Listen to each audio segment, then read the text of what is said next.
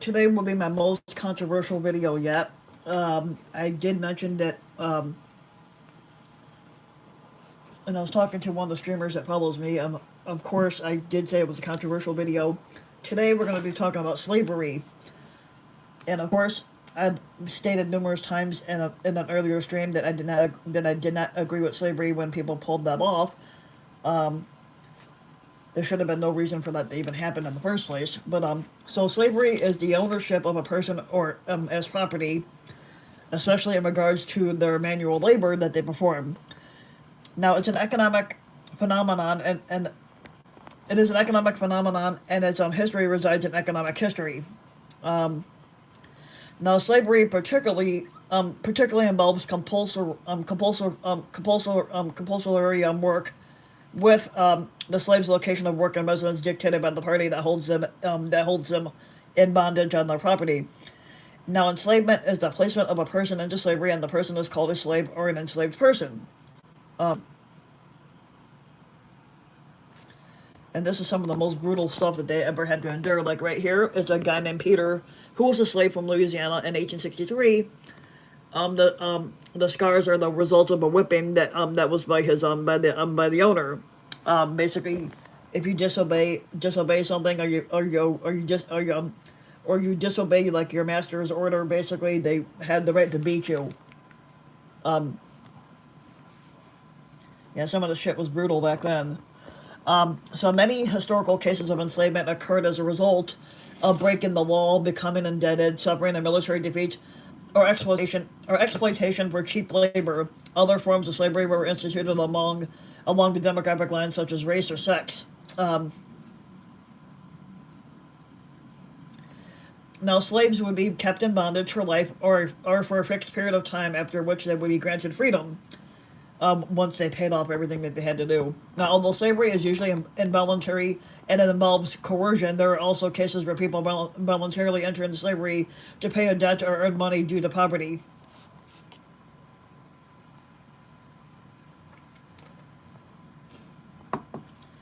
Now, in the course of human history, slavery was a typical feature of civilization and existed in most societies throughout history.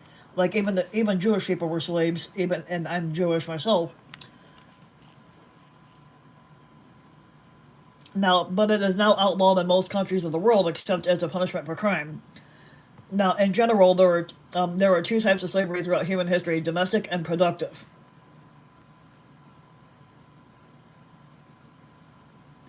I'm not much of a singer anyway, so I don't sing.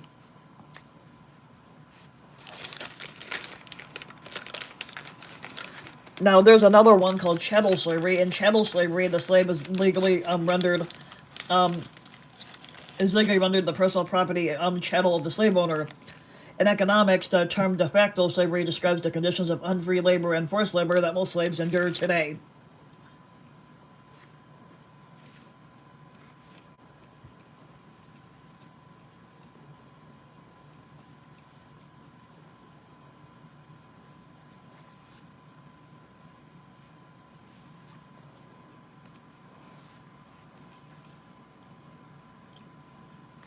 Now, excuse me.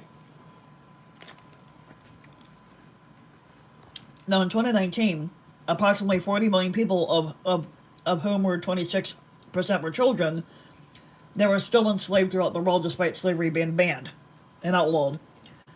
Now, in the modern world, more than 50% of slaves provide forced labor, usually in the factories and sweatshops of the private sector of a country's economy, which they still have a lot of those around. In industrialized countries, human trafficking is a modern variety of slavery, but in non-industrialized countries, people in debt bondage are common. Others include captive domestic servants. I don't even know who that is.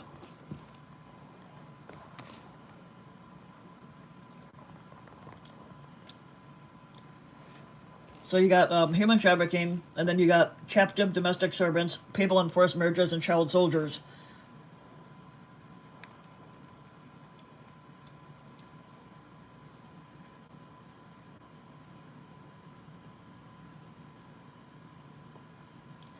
The word slave was borrowed into Middle English throughout the Old French esclave, which ultimately derives from the Byzantine Greek word sklavos.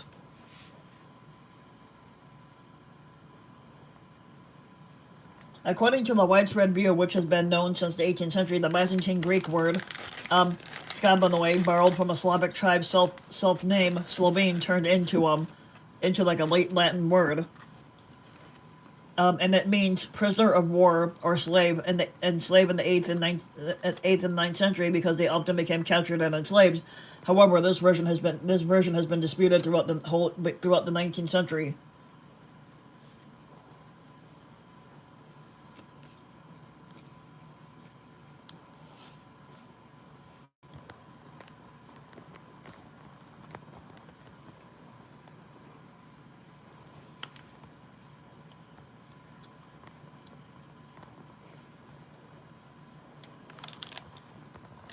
Now, an alternative contemporary hypothesis suggests that the medieval Latin "sclavius via" derives from Byzantine Greek also, with the meaning to strip the enemy, kill in battle, or to make booty, which means to extract spoils of war. This version has also been criticized as well.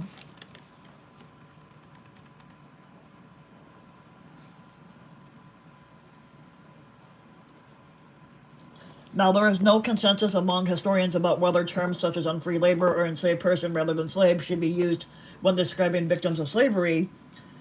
According to those proposing a change in terminology, slave perpetuates the crime of slavery in language by reducing its victims to a non-human noun instead of carrying them forward as people, but not the property that they were. Also, you can see the people first language. Other historians prefer slave because the term is familiar and shorter, or because it accurately reflects the inhumanity of slavery, with person implying a degree of anatomy that slavery does not allow.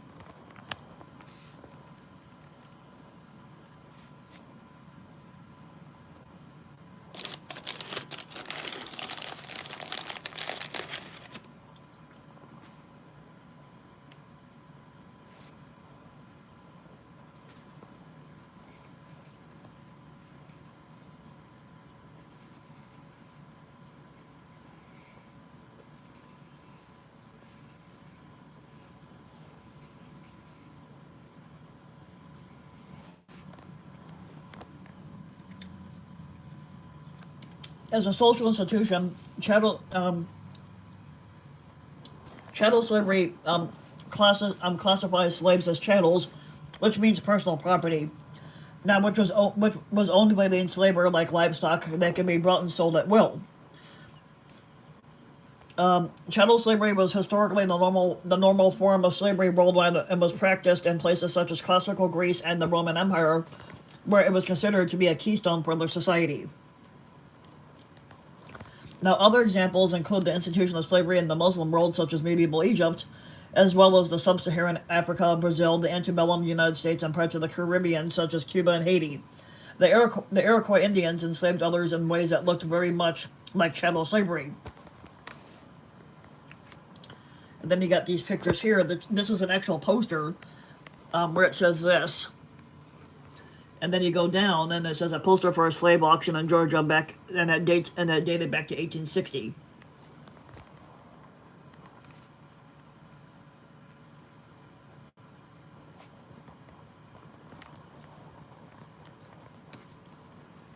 Now, beginning in the 18th century, a series of abolitionist movements in Europe and the Americas saw slavery as a violation of the slaves' rights as people, as all men are created equal. And sought to abolish it. Now, abolitionism encountered extreme resistance but was eventually successful. Several of the states of the United States began abolishing slavery during the American Revolutionary War. After the French Revolution, the government of France abolished slavery in 1794, but Napoleon would reintroduce it in 1802, and permanent abolition did not occur until 1848.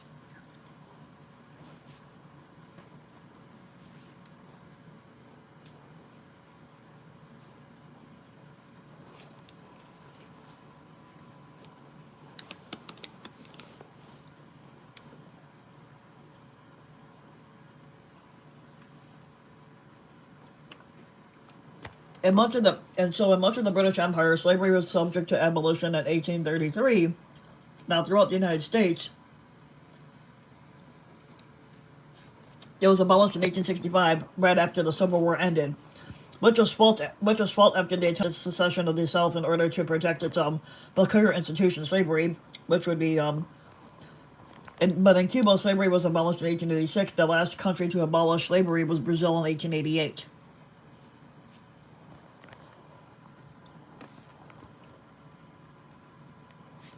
And then you got a poem, and it says a picture of slavery back in Yemen. And then you got one down here, a portrait of an older woman in New Orleans with her enslaved servant girl in the mid 19th century.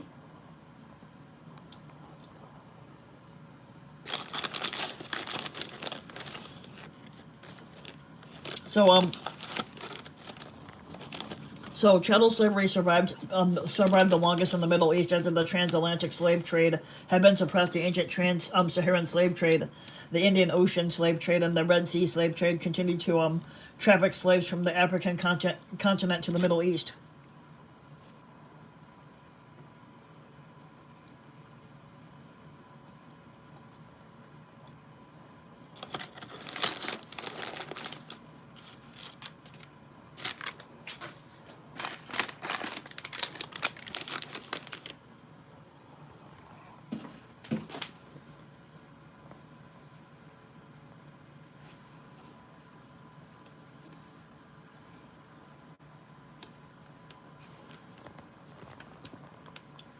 Now, during the 20th century, the issue of chattel slavery was addressed and instigated globally by international bodies created by the League of Nations and the United Nations, such as the temporary Slavery Commission in 1924 to 1926,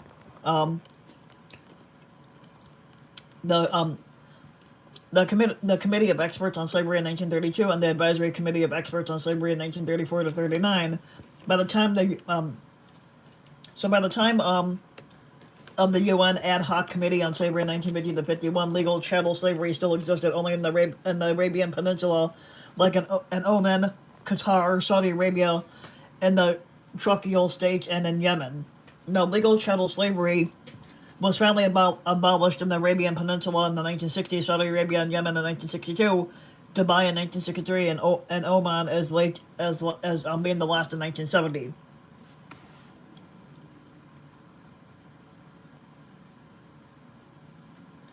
Now, the last country to abolish slavery, Mauritania, did so in 1981. While slavery had technically been banned by colonial France and in the French West Africa, including Mauritania, already in 1905, this had been a purely nominal ban. The 1981 ban on slavery was not enforced in practice, as legal mechanisms to prosecute those who used slaves were not implemented until 2007.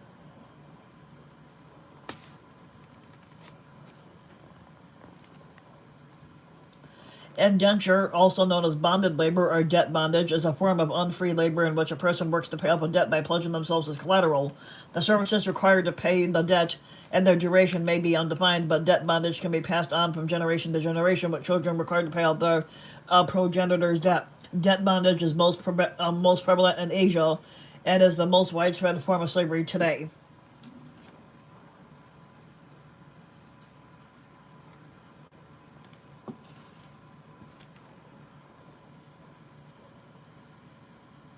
A money marriage refers to a marriage where a child, usually a girl, is married off to settle debts that is owed off by the parents.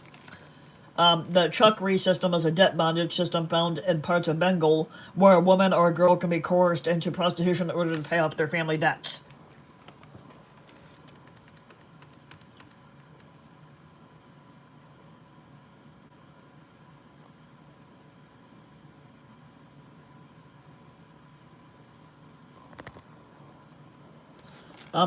You got forced labor. Forced labor or unfree labor is sometimes used to describe an individual who is forced to work against their own will under threat of violence or other punishment. This may also include institutions not commonly classified as slavery, such as serfdom, conscription, or penal labor. As slavery has been legally outlawed in all countries, forced labor in the present day, frequently referred to as modern slavery, revolves around illegal control.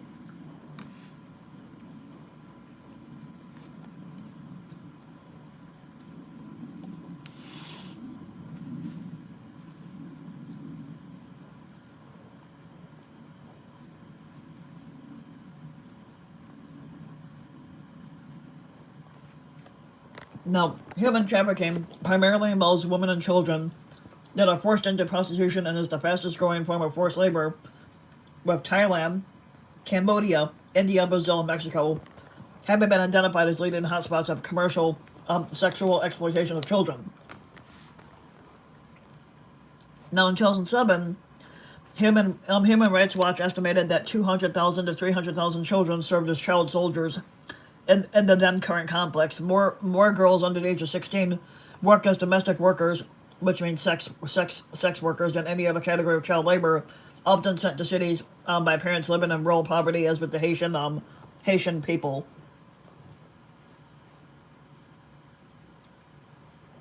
I went too far down there. Hold on.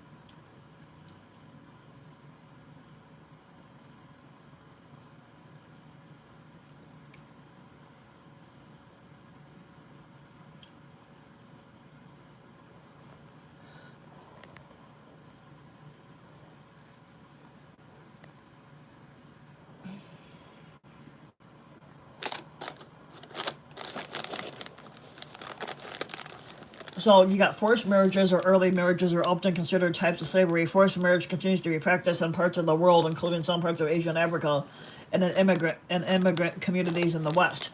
Marriage by abduction occurs in many places in the world today, with the 2003 study finding that a national average of 69% of marriages in Ethiopia have occurred through abduction.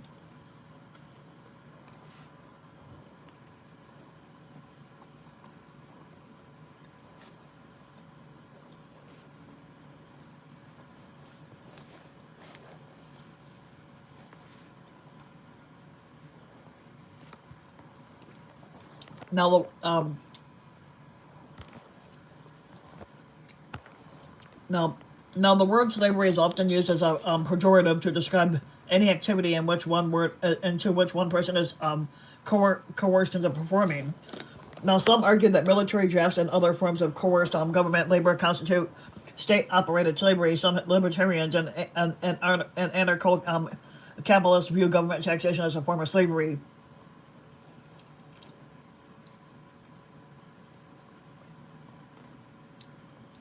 Now, slavery has been used by some anti-psychiatry proponents to define involuntary psychiatric patients, claiming that there are no unbiased physical tests for mental illness, and yet the psychiatric patient must follow the orders of the psychiatrist.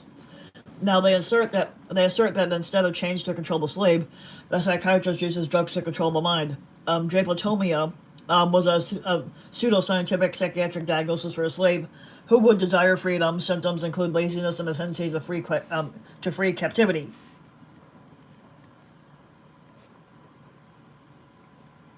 Now, some proponents of animal rights have applied the term slavery to the condition of some or all human-owned animals, arguing that their status is comparable to that of human slaves.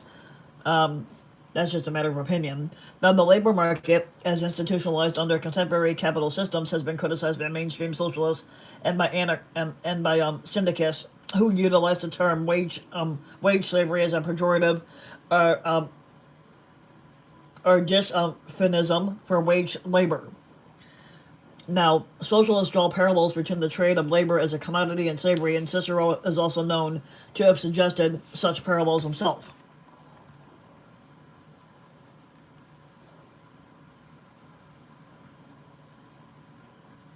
Now, economists have modeled the circumstance under which slavery and variants such as serfdom appear and disappear. One theoretical model is that slavery becomes more desirable for landowners where land is abundant but labor is scarce, such that rent is depressed and paid workers can demand a higher wage.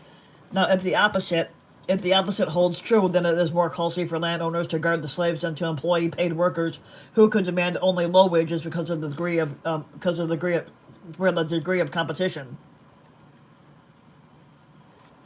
Now, thus, first slavery and then the serfdom gradually decreased in Europe as the population grew. They were reintroduced in the Americas and in Russia as large areas of land with few inhabitants became available.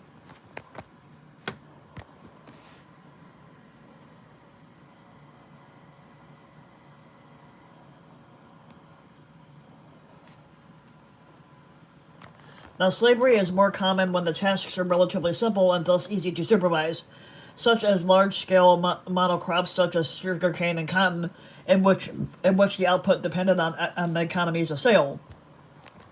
This enabled systems of labor, such as the gang system in the United States, to become prominent on large plantations where field hands toiled with factory-like precision. Then each work gang was based on an integral division of labor that assigned every member of the gang to a task and made each worker's performance dependent on the actions of the others. Now, the slaves chopped out the weeds that surrounded the cotton plants as well as excess sprouts. Plow gangs followed behind, stirring the soil near the plants and tossing it back around the plants, and thus the gang system worked like an assembly line, as you would see that in a lot of different places.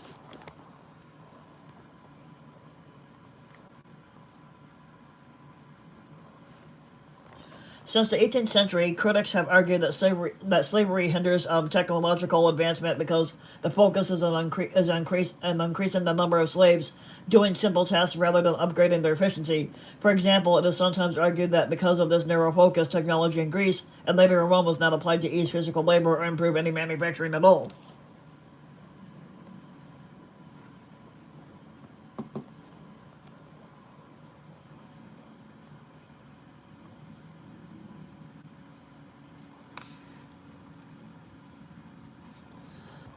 Now, Scottish economist Adam Smith stated that free labor was economically better than slave labor, and that it was nearly impossible to end slavery in a free, democratic, or republican form of government, since many of its legislators or political figures were slave owners anyway, and they would not punish themselves no matter what. Now, he further stated that slaves would be better off to gain their freedom under a centralized government form or a central authority, or like a king or a church.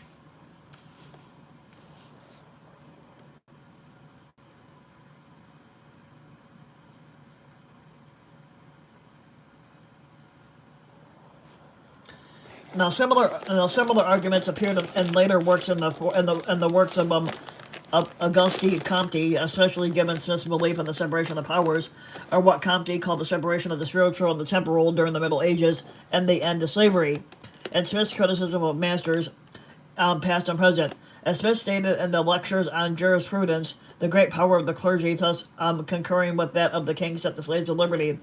But it was absolutely necessary that both the authority of the king and to the clergy should be great wherever where any of these was wanting. Slavery still continues.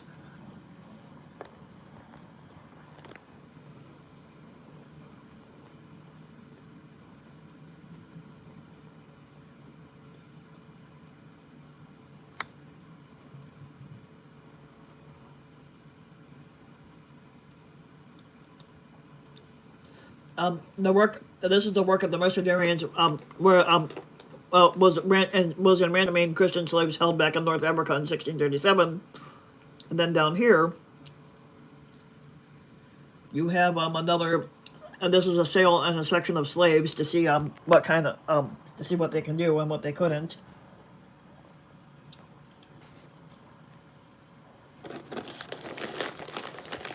Even after slavery became a criminal offense, slave owners could still get high returns. According to researcher Siddharth Kara, the profits generated by all forms of slavery in 2007 were $91.2 billion. That was second only to drug trafficking in terms of global criminal enterprises at the time. The weighted average global sales price of a slave was estimated to be approximately $340, with a high of $1,895 for the average trafficked sex slave, and a low of $40 to $50 for debt bondage slaves in parts of Asia and Africa.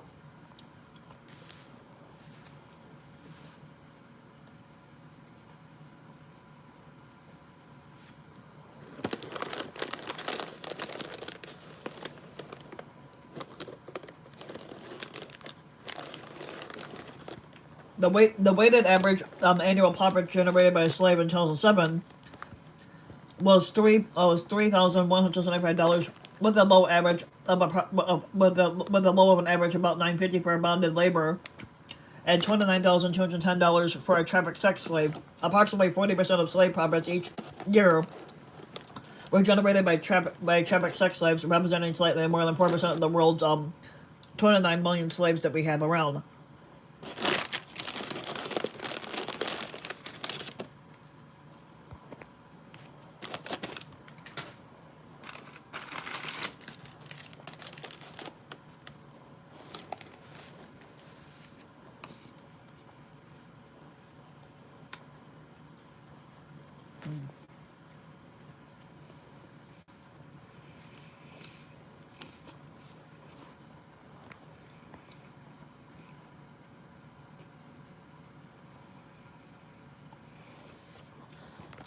So slaves are often identified or marked via mutilation or tattooing, or a tattoo on their body. A widespread practice was branding the slave, either to explicitly mark slaves as property or as punishment. While some slaves are forced to wear shackles that cannot be removed, such as cuffs, leg cuffs, collars, chains, or anklets. Yeah, like I said, that was pretty fucking brutal back then.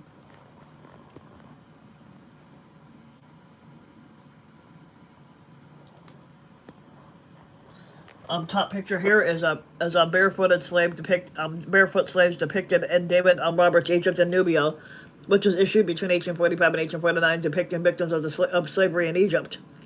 Then down here you got a slave being branded in 1863.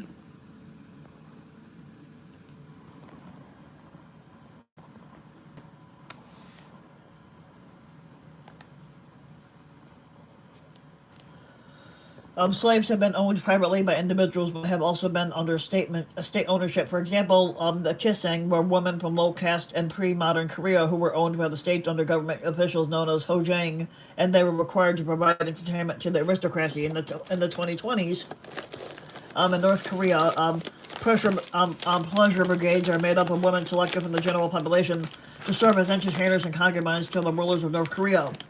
Now, tribute labor is compulsory labor for the state and has been used in various iterations as corvée, mita, and repartimento.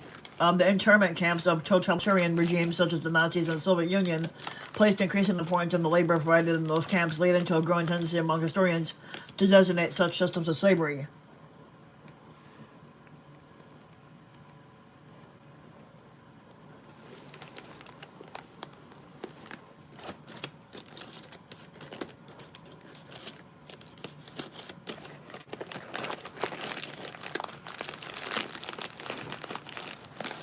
Now, a combination of these things include the encomienda, where the Spanish crown granted private individuals the right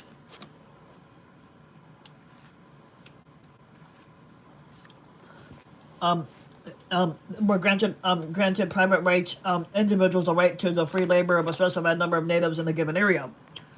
Now, in the Red Rubber system of both the Congo Free State and the French-ruled Ubangi Shari, labor was demanded as taxation. Private companies were conceded areas, and within which they were allowed to use any measures to increase the rubber production. Convict leasing was common in the southern United States, where the state would lease prisoners for their free labor to companies.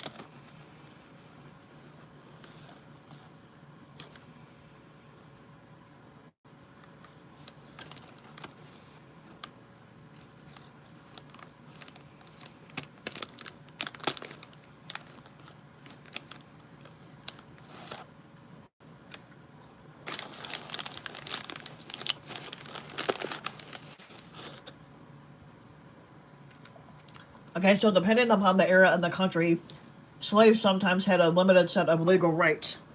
For example, in the province of New York, people who deliberately killed slaves were punished under a 1686 statute. And as already mentioned, certain legal rights attached to the Nobi in Korea and to slaves in various African societies and to black female slaves in the French colony of Louisiana. Giving slaves legal rights has sometimes been a matter of morality, but also sometimes a matter of self-interest. For example, in ancient Athens, protecting slaves from mistreatment simultaneously protected people who might be mistaken for slaves. And giving slaves limited property rights incentivized slaves to work harder to get more property. in the southern United States prior to the extirpation of slavery in 1865. A pro-slavery legal treaty reported that slaves accused of crimes typically had a legal right to counsel, freedom from a double jeopardy, a right to a trial by jury in graver cases, and the right to grand jury indictment. But they lacked many other rights, such as white adults' ability to control their own lives.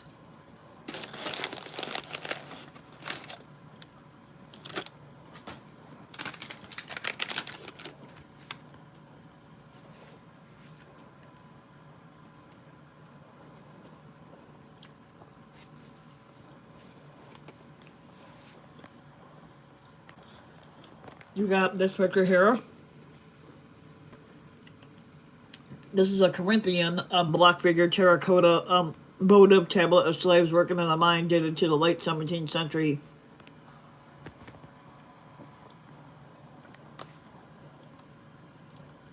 Now, slavery predates written records and has existed in many cultures throughout the years. Slavery is rare among hunter-gatherer populations because it requires economic surpluses and a substantial population density. Now, thus, although it has existed among unusually resource-rich hunter-gatherers such as the American Indian people of the salmon-rich rivers of the Pacific Northwest coast, slavery became widespread only with the invention of agriculture during the Neolithic Revolution about 11,000 years ago.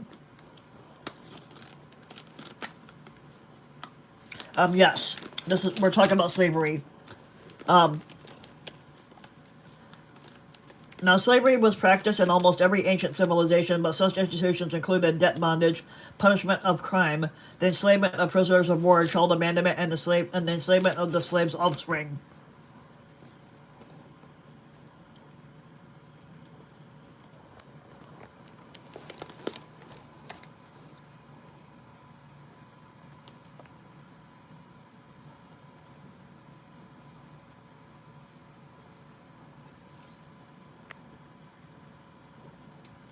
Now slavery was widespread in Africa, which pursued both the internal and external slave trade. In the Senegambia region between 1300 and 1900, close to one-third of the population was enslaved. Now, in early Islamic states of the western Sahel, including Ghana, Mali, Segoy, and Songhai, about a third of that population were enslaved.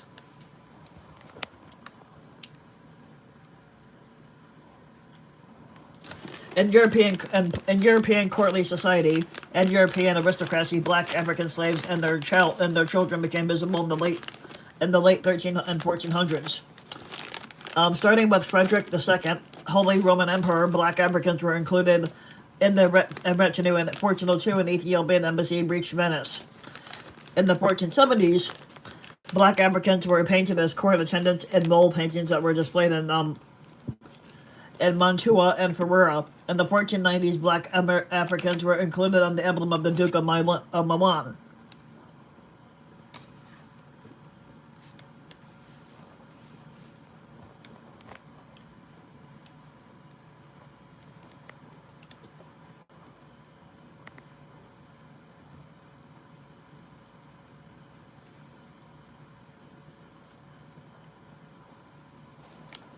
Now during the trans-Saharan slave trade, slaves from West Africa were transported across the Sahara Desert to North Africa to be sold to Mediterranean and Middle Eastern civilizations. Now during the Red Sea slave trade,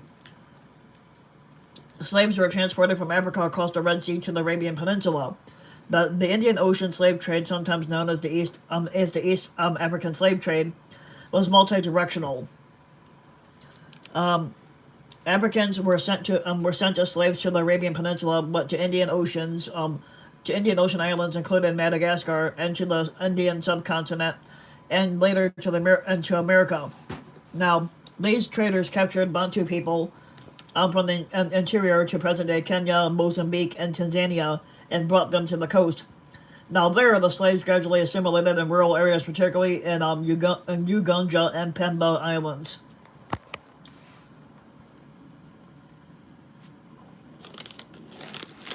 Now, some historians assert that as many as 17 million people were sold into slavery on the coast of the Indian Ocean, the Middle East, and the North Africa, and approximately 5 million African slaves were brought by Muslim slave traders and taken from Africa across the Red Sea and the Indian Ocean and the Sahara Desert between 1500 and 1900.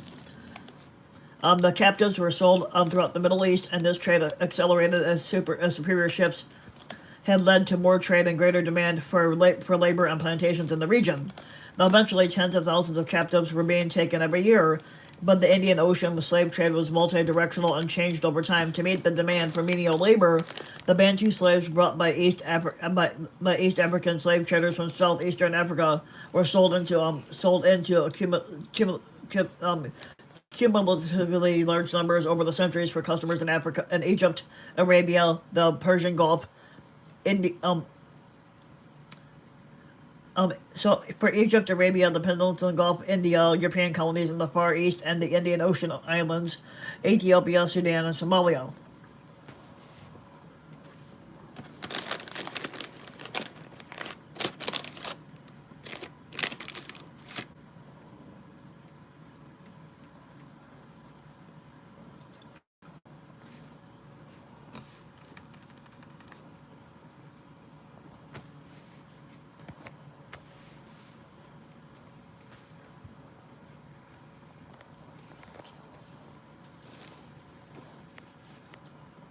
Okay, so according to the Encyclopedia of African History, which I didn't even know they had an Encyclopedia of African History, but that would make sense. They usually have a history book on everything.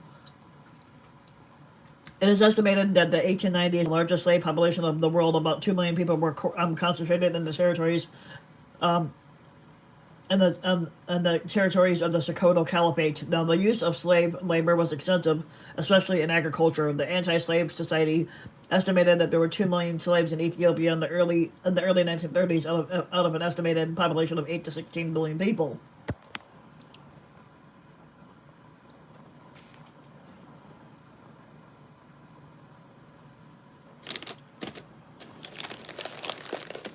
Now, slave labor in the East Africa was drawn from the Zanji Bantu peoples that lived along the East African coast. The Zanji were for centuries shipped as slaves by Arab traders to all the countries bordering the Indian Ocean during the Indian Ocean slave trade. The Umayyad and the Abbasid caliphates recruited many Zanji slaves as soldiers, and as early as 696, there were slave revolts of the Zanji against the Arab enslavers during the slavery in the caliphate in Iraq. The Zanji Rebellion, a series of uprisings that took place between 1869 and 1883 near Basra against the slavery in the Abbasid Caliphate situated in present-day Iraq, is believed to have involved enslaved Zanji that had originally been captured from the African Great Lakes region and areas further south in East Africa. That it grew to involve over 500,000 slaves and free men who were imported from across the Muslim Empire, and they claimed over tens of thousands of lives in lower Iraq.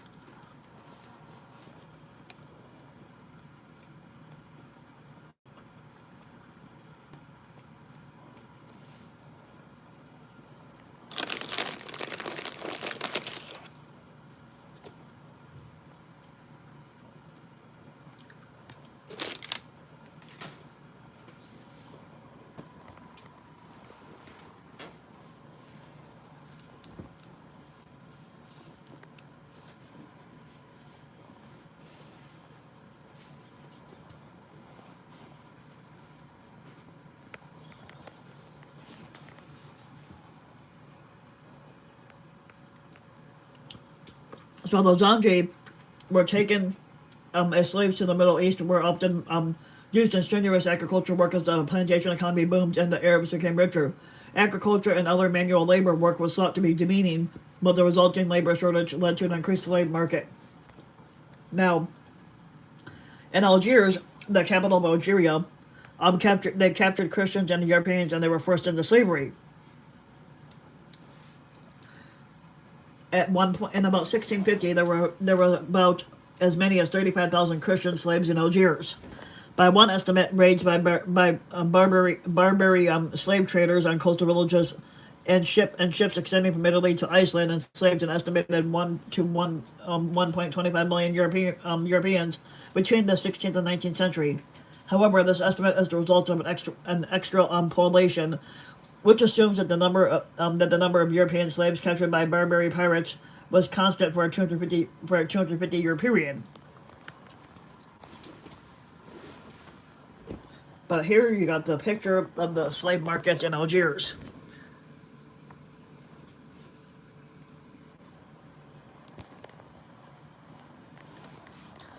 Now, there are no records of how many men, women, and children were enslaved and captured, but it is possible to calculate roughly the number of fresh captives that would have been needed to keep populations ready and replace those slaves who died, escaped, or were ransomed, or they were converted to Islam. On this basis, it is thought that around 8,500 new slaves were needed annually to replenish numbers. About 850,000 captives over the century from 1580 to 1680. By extension, for the 250 years between 1530 and 1780, the figure could have easily have been as high as 1,250,000.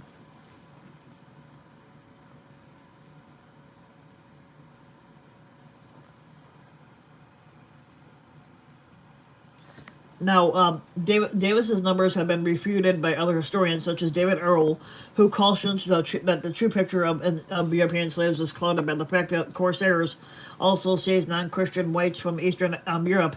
In addition, the number of slaves traded was hyperactive, with exaggerated estimates relying on peak years to calculate averages for entire centuries or millennia. Now, hence, there were wide fluctuations year to year, particularly in the 18th and 19th centuries, given state slave imports, and also given the fact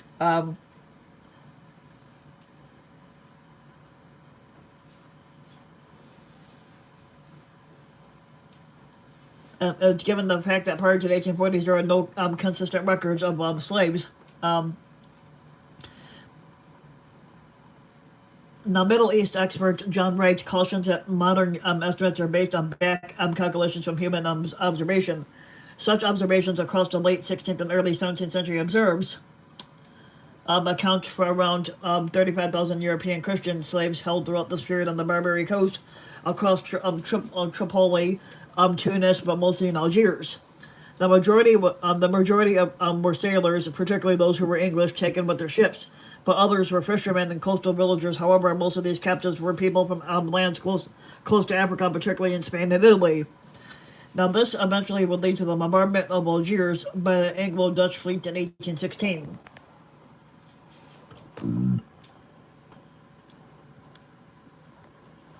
Now, under the Omani Arabs, Zanzibar became East Africa's main slave port, with as many as 50,000 African slaves passing through every year during the 19th century. Some historians estimate that between 11 and 18 million African slaves crossed the Red Sea, the Indian Ocean, and Sahara Desert between the years of 650 and 1900 AD.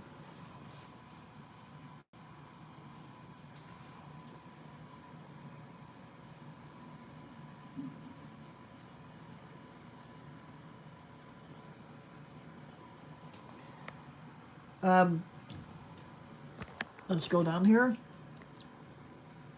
Okay, so Edward Ruppel described the losses of Nuba slaves from southern Sudan being transported on foot to Egypt after the Deft Tardar Bay's 1822 campaign in the southern Nuba Mountains. Nearly 40,000 slaves were captured. However, though bad treatment, disease, and desert travel, barely 5,000 made it to Egypt.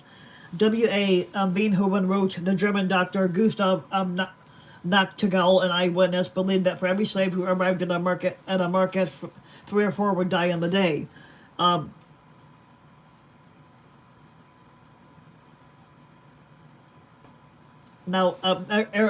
there's an Arab Swahili slave trade and their captives on the river in East Africa in the 19th century. That's this right here.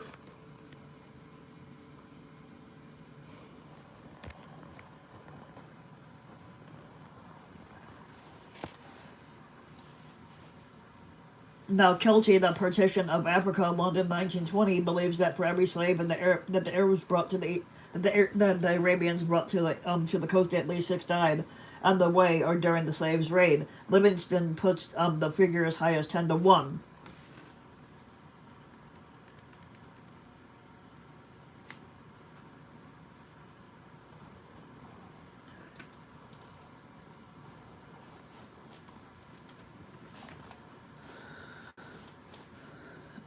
So systems of servitude and slavery were common in parts of Africa, as they were much in the ancient world. In many African societies where slavery was prevalent, the slaves were not treated as chattel slaves, and they were given certain rights in a system similar to indentured servitude elsewhere in the world. Now, the forms of slavery in Africa were closely related to kinship structures in many African communities where land could not be owned. Enslavement of individuals was used as a means to increase the influence a person had and expand connections. Now, this made slaves a permanent part of a master's lineage, and the children of slaves could become closely connected with the larger family ties. Children of slaves born to families could be integrated into the master's kinship group and rise to prominent positions within the society, even to the level of chief in some instances. However, stigma often remained attached, and there could be strict separations between the slave members of a kinship group and those related to the master. Slavery was practiced in many different forms, like debt slavery, enslavement of war captives, military slavery, and criminal slavery were all practiced in various parts of Africa, and slavery for domestic and court purposes were widespread throughout Africa in itself.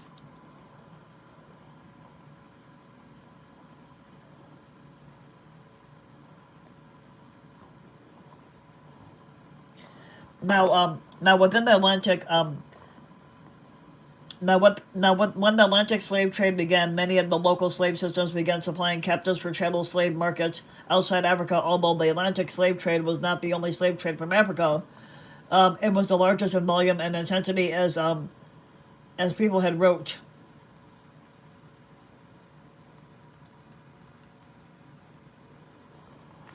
Now, the transatlantic slave trade peaked in the late 18th century when the large number of slaves were captured on the raiding expeditions into the interior of West Africa. These expeditions were particularly carried out by African kingdoms such as the Yoruba, the Ashanti Empire, the Kingdom of Dahomey, and the Arrow Confederacy. It's estimated that about 15% of slaves died during the voyage, with mortality rates considerably higher in Africa itself in the process of capturing and transporting indigenous peoples in the ships.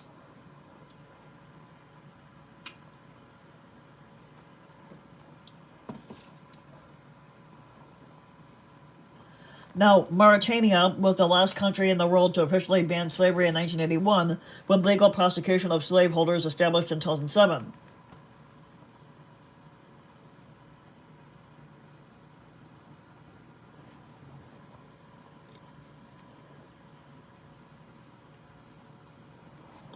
In the earliest known records, slavery is treated as an established institution. The Code of Hammurabi, for example, prescribed death for anyone who helped a slave escape or sheltered a fugitive. The Bible mentions slavery as an established institution. Slavery existed in pharaonic Egypt, but studying it is complicated by terminology used by the Egyptians to refer to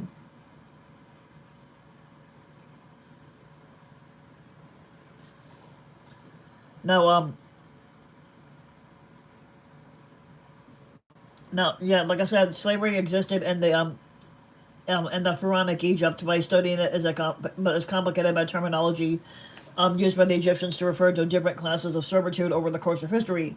Interpretation of the textual evidence of classes of slaves in ancient Egypt has been difficult to differentiate by word usage alone. Um, the, um, the three apparent types of enslavement in ancient Egypt were chattel slavery, bonded labor, and forced labor. And here's a picture of another thing of slavery. 19th century engraving depicted an Arab slave trading caravan transporting back African slaves across the Sahara Desert.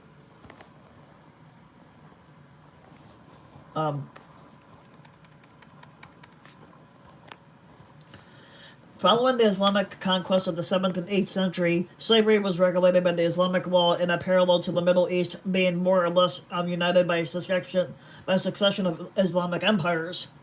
Um, the history of slavery in the Muslim Middle East was therefore reflected in the slavery of the Islamic empires that succeeded each other between the 7th and the 20th century.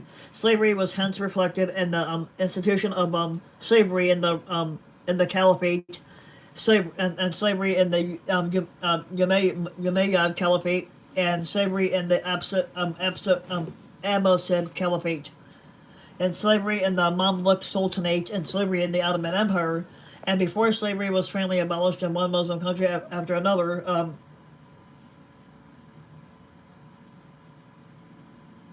I never understood that either. That's something I'm still trying to figure out. Um, and before slavery was finally abolished in one Muslim country after another during the 20th century.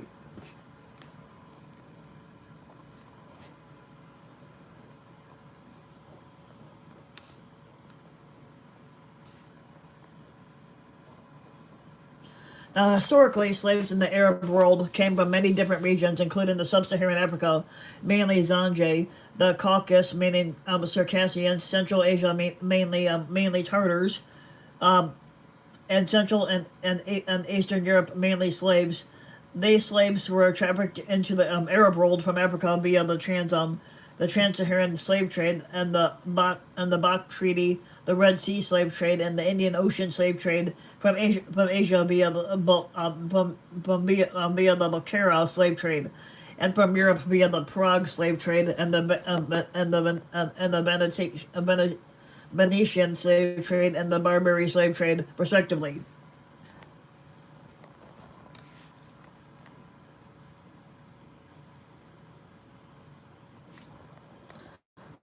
From the year 1517 to the year 1917, most of the Middle East consisted of the Ottoman Empire. The Ottoman capital, about Constantinople, about 1/5 of the population consisted of slaves, and the city was a major center of the slave trade in the 15th and later centuries.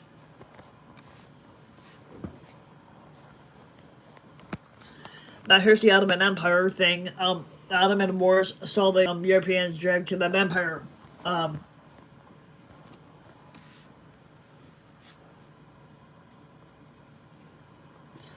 Now, Eastern European slaves were provided for slavery in the Ottoman Empire via the Crimean slave trade by Tartar raids on Slavic villages, but also by conquest and the suppression of rebellions, in the aftermath of which entire populations were sometimes enslaved and sold across the European empire, reduced the risk who brought slaves into the empire from Europe and Africa. It had been established that some 200,000 slaves, mainly Circassians, were imported into the Ottoman Empire between 1800 and 1909. In 1908, women slaves were still sold in the Ottoman Empire, but German Orientalist Gustav Dolman reported seeing being slaves in Muslim houses in Aleppo belonging to Ottoman Syria in 1809, and that boys could be brought as slaves in Damascus and Cairo in as late as 1909.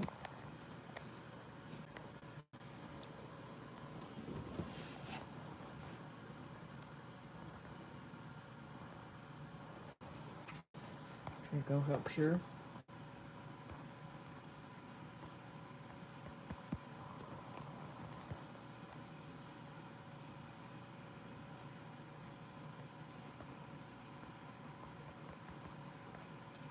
Now I don't know if you guys can. Somehow we just lost picture here. Oh, there we go. Now we're back. Okay, for a minute there, I lost my picture. Um,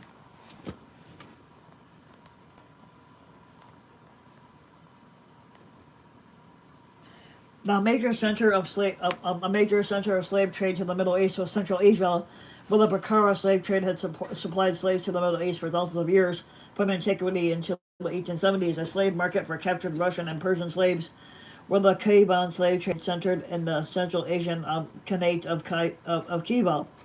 Now, in the early 1840s, the population of the Uzbek states of Bukhara and Khiva included about 900,000 slaves.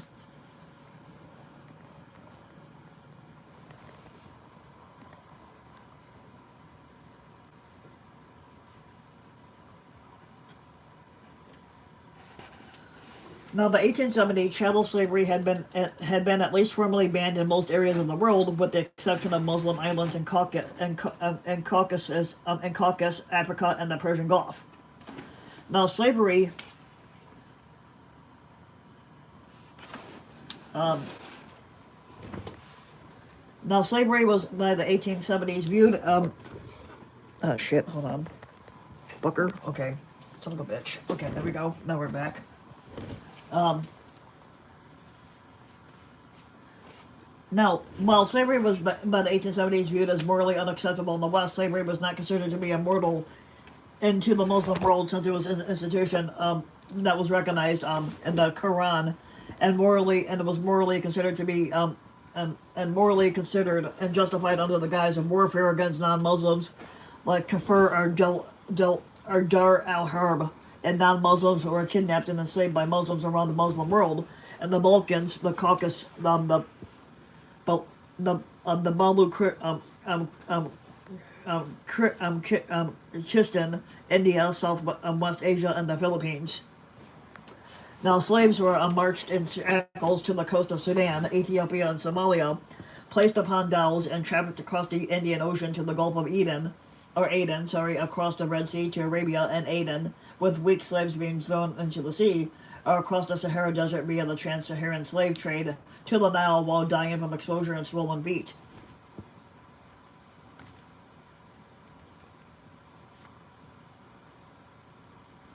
Now, the Ottoman anti-slavery laws were not enforced until the late 19th century, particularly not in Hejaz. On the first attempt to ban the Red Sea slave trade in 1857, the Firman of 1857 resulted in the rebellion to the Hejaz province. On the Hejaz Rebellion, which resulted in Hejaz being exempted from the ban, the Anglo-Ottoman Convention of 1880 formally banned the Red Sea slave trade, but it was not enforced in the Ottoman provinces in the Arabian Peninsula.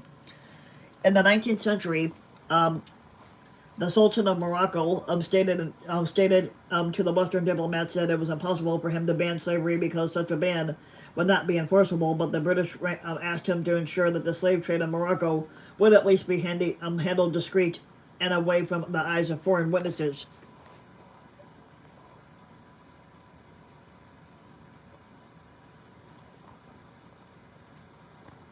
Now, the chattel slavery lasted in most of the Middle East until the 20th century. The Red Sea slave trade still provided enslaved people from Africa to the Arabian Peninsula after World War II. Now, as recently as the 1960s, Saudi Arabia's slave population was estimated at around 300,000. Along with Yemen, the Saudis abolished slavery in 1962.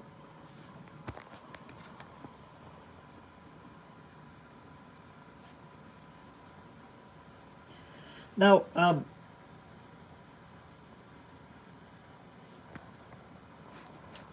enslavement in America existed before European arrival and was used for numerous reasons. Slavery in Mexico can be traced back all the way to the Aztecs.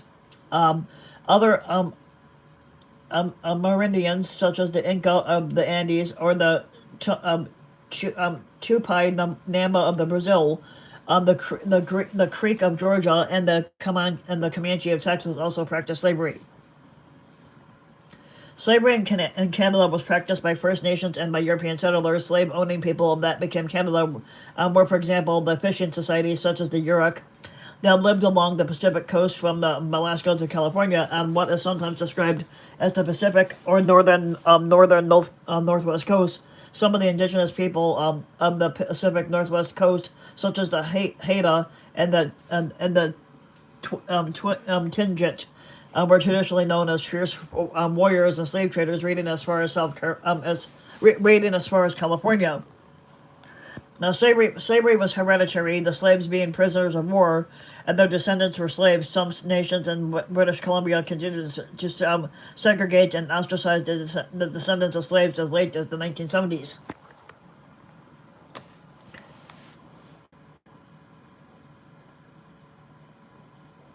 Now, slavery in America remains a contentious issue and played a major role in the history of evolution and of some countries, triggering a revolution, a civil war, and numerous rebellions.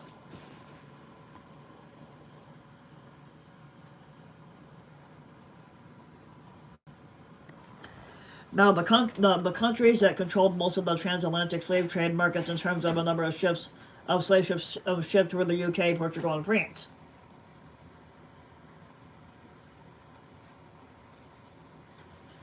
Now, in order to establish itself as an American empire, Spain had to fight against the relatively powerful civilizations of the New World.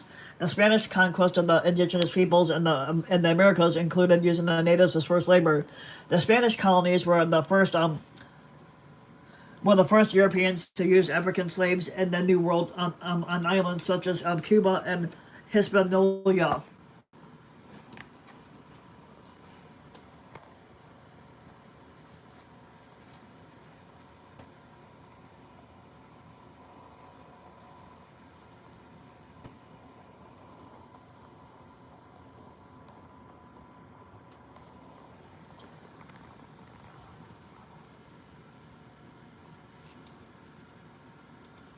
It was argued by some contemporary writers to be intrinsically immoral.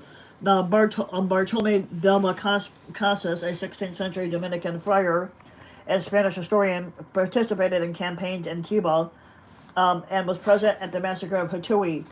Now, his observation of that massacre led him to fight for a social movement away from the use of natives as slaves. Also, the alarming decline in the native population had spurred the first Royals Law protecting the native population. The first African slaves arrived in Hispaniola in 1501, and this era saw a growth in race-based slavery. England played a prominent role in the Atlantic slave trade. The slave triangle was pioneered by Francis Drake and the Associates, though English slave trading will not take effect until the 17th century.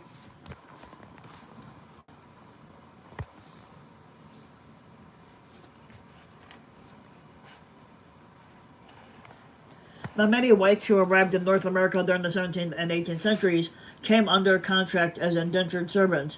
The transformation from indentured servitude to slavery was a gradual process in Virginia.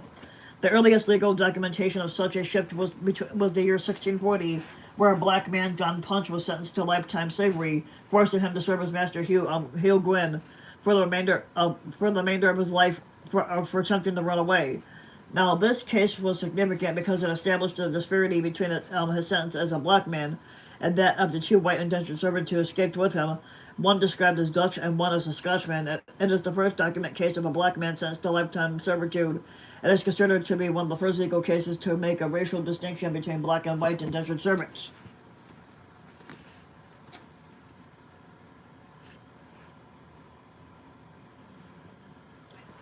Now, after 1640, planters started to ignore the expiration of indentured contracts and keep their servants as slaves for life. This was demonstrated by the 1655 case Johnson v. Parker, where the court ruled that a black man, Anthony Johnson of Virginia, was granted ownership of another black man, John Kaiser, as the result of a civil case. Now, this was the first instance of a judicial determination of the 13 colonies holding that the person who had committed no crime could be held in servitude for life.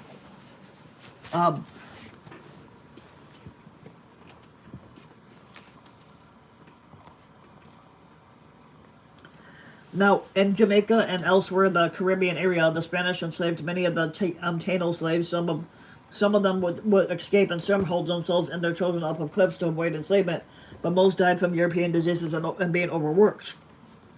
Their practice began under Christopher Columbus, who was looking for gold to finance his future expeditions, and it was continued by the other conquistadors who followed in his wake.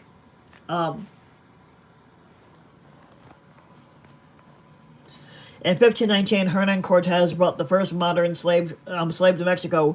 In the mid 16th century, the Spanish new laws prohibited slavery of their indigenous people, including the Aztecs. A labor shortage resulted, and this led to the African slaves being imported as they were not susceptible to smallpox. In exchange, many Africans were afforded the opportunity to buy their freedom, while eventually others were granted their freedom by their masters.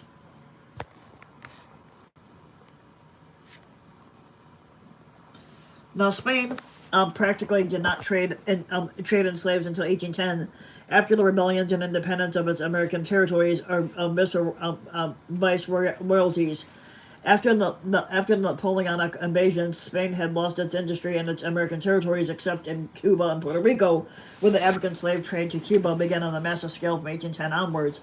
It was started by French planters exiled from the French lost colony Saint-Domingue of Haiti, who settled in the eastern part of Cuba.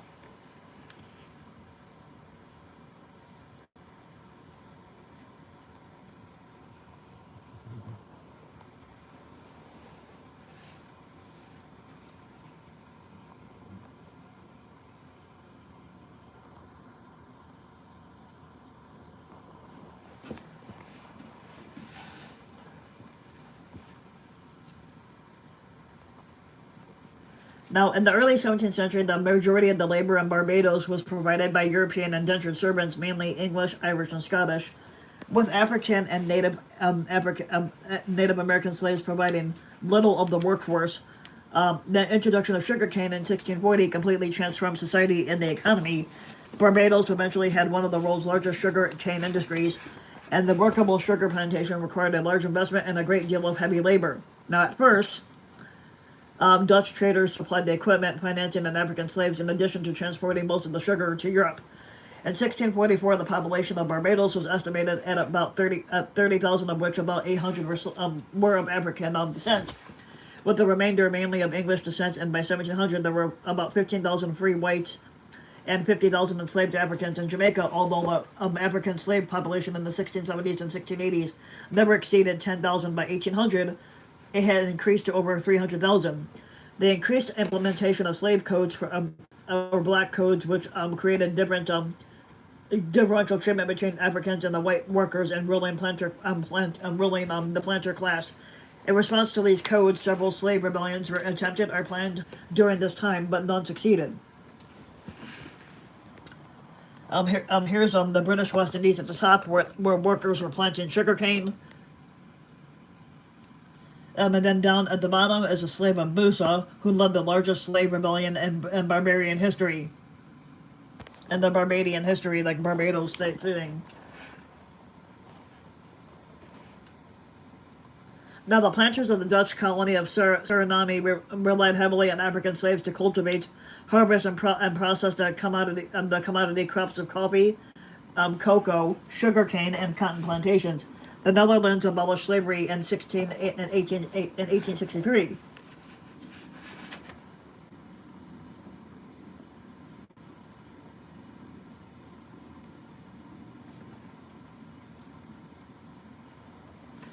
Now, many slaves escaped the plantations with the help of the native South Americans living in the adjoining rainforest, and these runaway slaves established new and unique culture in the interior that was highly successful in its own right. They were known collectively in English as Maroons, in French as Neg-Maroons, literally meaning brown Negroes, that is pale-skinned, and in Dutch as Maroons. The Maroons gradually developed, serving independent tribes throughout a process of ethnogenesis, as they were made up of slaves from different African ethnicities. As they were made up of slaves from different African ethnicities, these tribes include the Saramaka, the Paramaka, the Ndyuka or Okan, the Quinti, the Luku or Boni, or the Bani, or the Madawa. The Maroons often raided plantations to recruit new members from the slaves and capture women, as well as to acquire weapons, food, and supplies. They sometimes killed planters and their families in the raids, but the colonists also mounted armed campaigns against the Maroons, who generally escaped through the rainforest, which they knew much better than did the colonists. And to end hostilities in the 18th century, the European colonial authorities signed several different peace treaties with different tribes. They granted the Maroons sovereign status and trade rights in the inland territories, giving them autonomy.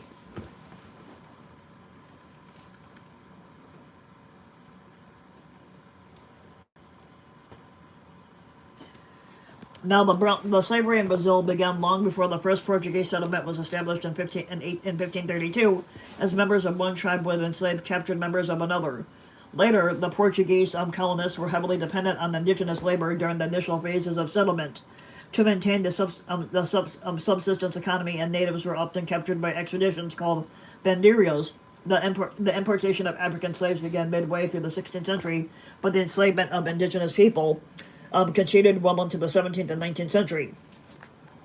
And here's an actual slave being beaten in public. Like I said, this shit was brutal back then.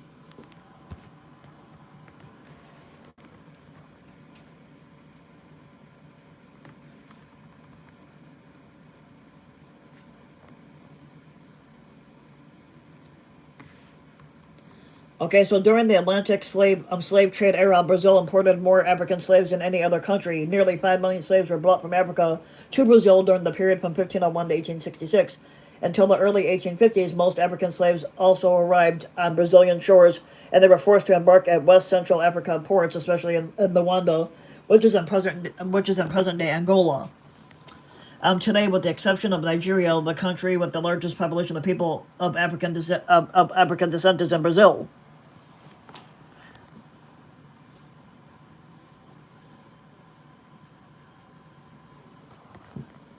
Now, slave labor was the driving force behind the growth of the sugar company and sugar economy in Brazil, and sugar was the primary export of the colony from 1600 to 1650. Gold and diamond deposits were discovered in Brazil in 1690, which sparked an increase in the importation of African slaves to power this newly profitable market. Transportation systems were developed from the mining infrastructure, and population boomed from immigrants seeking to take part in gold and diamond mining. Demand for African slaves did not wane after the decline of the mining industry in the second half of the 18th century, but cattle ranching and foodstuff production proliferated after the population growth, and both of which relied heavily on slave labor. 1.7 million slaves were imported to Brazil from Africa from 1700 to 1800, and the rise of coffee in the 1830s further enticed the expansion of the slave trade.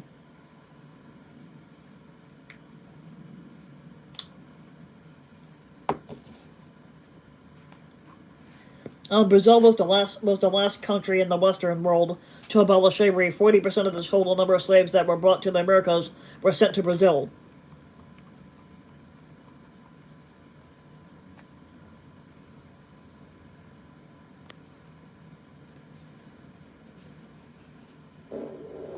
Now, slavery in Haiti began at an unknown time, with slavery being already practiced by the native population. When Christopher Columbus was on the island in 1492. European colonists would go and institutionalize slavery on the island and turn it into a major business, which was devastating to the native population. Following the indigenous Tainos near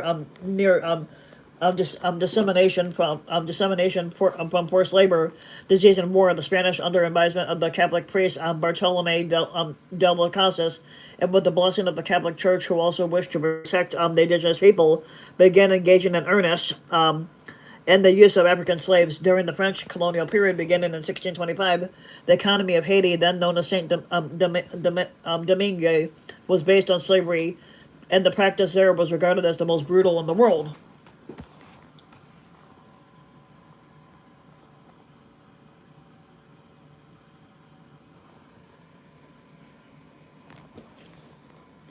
Now, following the Treaty of Ryswick of 1697, Hispaniola was divided by France and Spain. France received the western third and subsequently named it Saint Domingue to develop it into sugarcane plantations. The French imported thousands of slaves from Africa.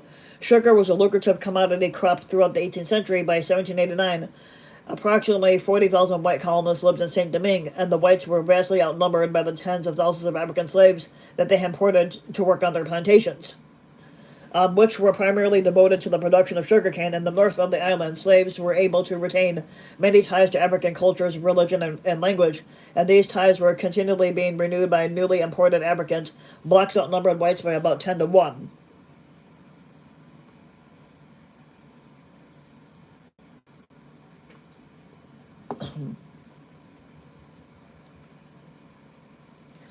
Now the French enacted something called Code Noir, which means Black Code, prepared by John Baptist Colbert and ratified by Louis the 16th, and they had established rules on slave treatment and the permissible freedom. Saint Domingue has been described as one of the most brutally efficient slave colonies, and 1/3 of newly imported Africans died within a few years.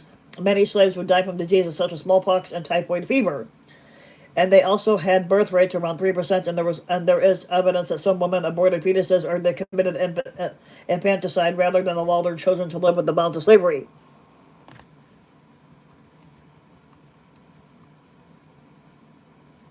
As in its Louisiana colony, the French colonial government allowed some rights to free people of color. The mixed race descendants of white male colonists and black female slaves, and later mixed race women. Over time, many were released from slavery. They established a separate color social class, with French Creole fathers frequently sent their mixed race sons to France for their education, and some men of color were admitted into the military. Um, Now, more of the free people of color lived in the south of the island near Port-au-Prince, and many intermarried within their community. They frequently worked as artisans and tradesmen and began to own some property, and some became slaveholders, and the free people of color petitioned the colonial government to expand those rights.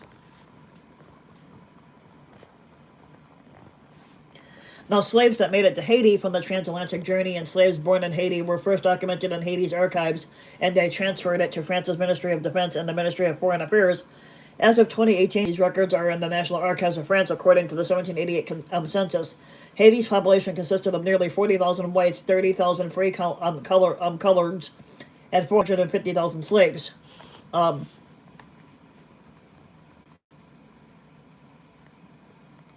Now, the Haitian Revolution of 1804 is the only successful slave revolt in human history, and it precipitated the end of slavery in all French colonies, which would come about in 1848.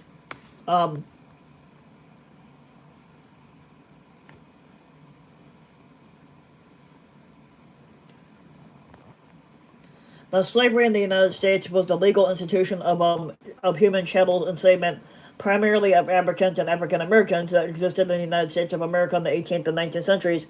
After it gained independence from the British and before the end of the American Civil War, slavery had been practiced in British America from in early colonial days. It was legal in all 13 colonies at the time of the Declaration of Independence in 1776. Now, by the time of the American Revolution, the status of slave had been institutionalized as a racial caste associated with African ancestry. The United States became polarized over the issue of slavery, represented by the slave and free states divided by the Mason-Dixon line, which separated free Pennsylvania from slave Maryland and Delaware.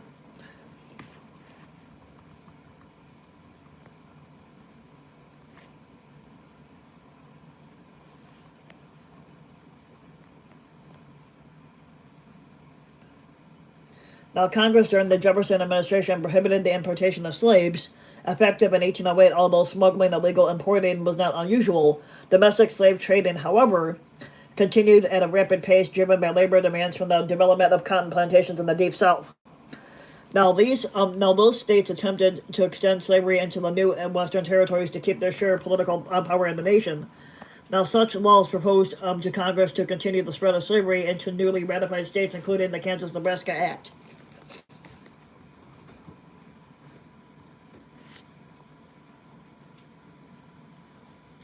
Now, the treatment of slaves in the United States varied widely depending on conditions, times, and places. The power relationships of slavery corrupted many whites who had authority over slaves, with children showing their own cruelty. Masters and overseers were resorted to physical punishments to impose their will. Slaves were punished by whipping, shackling, hanging, beating, burning, mutilation, branding, and imprisonment. And punishment was most often meted out in response to disobedience or perceived infractions, but sometimes abuse was carried out to reassert the dominance of the master or overseer of the slave. Now, treatment was usually harsher on large plantations, which were often managed by overseers and owned by absentee slaveholders.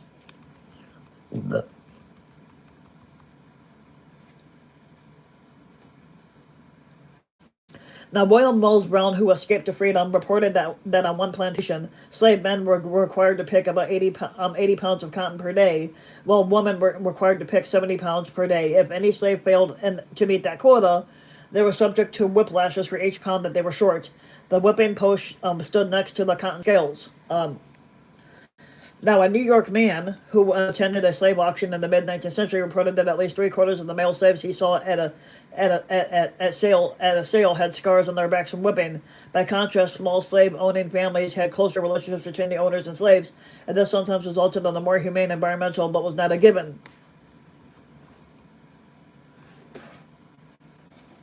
Now, more than 1 million slaves were sold from the Upper South, which had a surplus of labor, and taken to the Deep South, and of course, migration split up many families. New communities of African American culture were developed into the Deep South, and the local slave population in the South eventually reached 4 million before liberation. In the 19th century, proponents of slavery often defended the institution as a necessary evil, while people of that time feared that emancipation of black slaves would have more harmful social and economic consequences than the continuation of slavery. The French writer and traveler Alexis de Tocqueville in Democracy in America in 1835 expressed opposition to slavery while observing its effects on American society. He felt that a multiracial society without slavery was untenable, as he believed that prejudice against black people increased as they were granted more rights.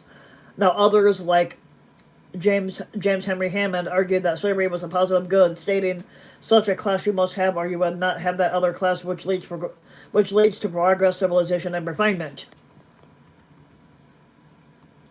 Now, the southern state government wanted to keep a balance between the number of slaves and free states to maintain a political balance of power in Congress. The new territories acquired from Britain, France, and Mexico were the subject of major political compromises by 1850. The newly rich cotton-growing South was threatening to secede from the Union, and tensions continued to rise. Many white Southern Christians, including church ministers, attempted to justify their support for slavery as modified by Christian paternalism.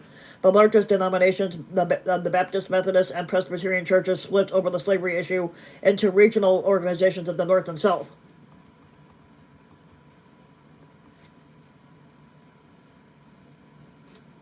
Okay, so Abraham Lincoln won the 1860 election on a platform of halting the expansion of slavery. According to the 1860 U.S. Census, roughly 400,000 individuals, representing 8% of all U.S. families, owned nearly 4 million slaves. 1/3 of Southern families owned slaves, and the South was heavily invested in slavery.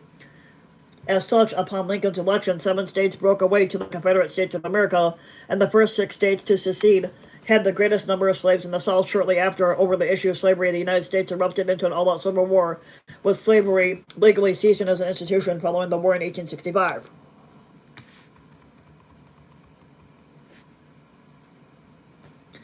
Now, in 1865, the United States ratified the 13th Amendment to the United States Constitution, which would ban slavery and involuntary servitude except as punishment for a crime, whereas the parties shall have been duly convicted, providing a legal basis for forced labor to continue in the country.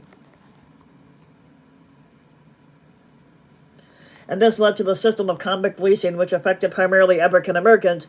The Prison Policy Initiative, an American criminal justice think tank, cites the 2020 U.S. prison population as 2.3 million, and nearly all able-bodied inmates work in some fashion. In Texas, Georgia, Alabama, and Arkansas, prisoners are not paid at all for their work that they do in the prison. In other states, prisoners are paid between 12 cents and $1.15 per hour, and federal prison industries paid inmates an average of about 90 cents per hour in 2017. Inmates who refuse to work may be indefinitely remanded into solitary confinement, or they could have their family visitation revoked.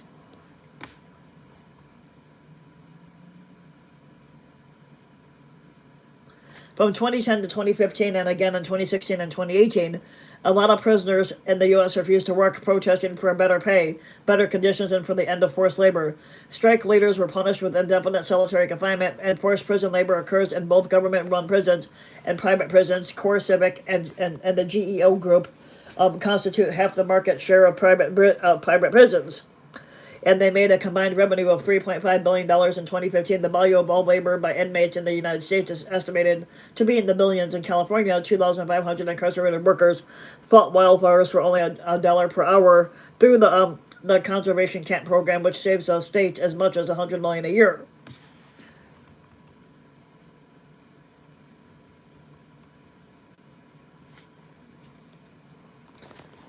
Slavery existed in ancient China as early as the Shang Dynasty, and slavery was employed largely by governments as a means of maintaining a public labor force until the Han Dynasty. Slaves were sometimes discriminated against, but their legal status was guaranteed, as it can be seen from some historical records, as Dushang, a Marquis of Shozang, had his territory confiscated because he killed a female slave. Wang Mang severely criticized him and forced him to commit suicide, which the guy did. And murder against slaves was as taboo as murder against free people, and perpetrators were always severely punished. The Han Dynasty can be said to be very distinctive compared to other countries of the same period. In most cases, lords were free to kill their own slaves in terms of slaves of human rights.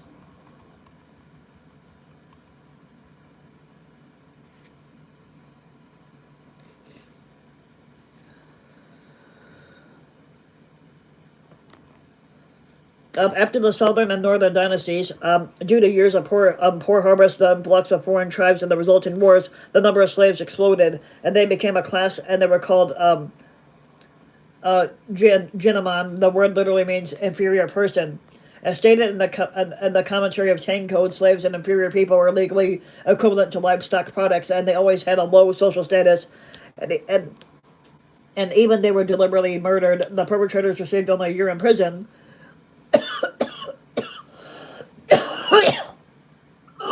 Oh, excuse me. Um,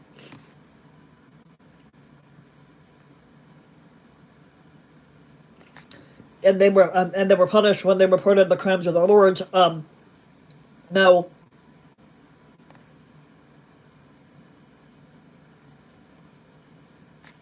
however, in the later period of the dynasty, perhaps because the increase in the number of slaves slowed down again, the penalties for crimes against them became harsher again. Now, for example, the famous contemporary female poet Yu Zhuangzi, she was publicly executed for murdering her own slave.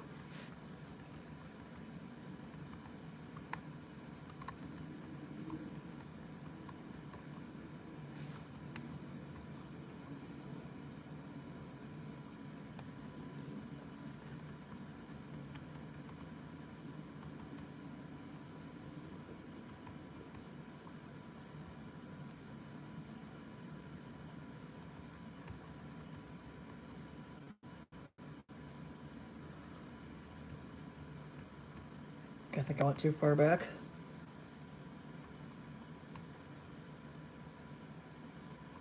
Okay, so yeah, so many Han Chinese people were enslaved in the process of the Mongol invasion of China proper.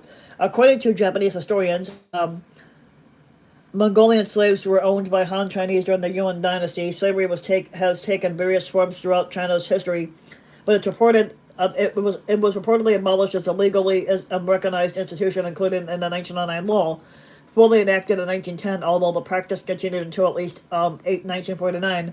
Tang Chinese soldiers and pirates enslaved Koreans, Turks, Persians, Indonesians, and people from Inner Mongolia, Central Asia, and northern India.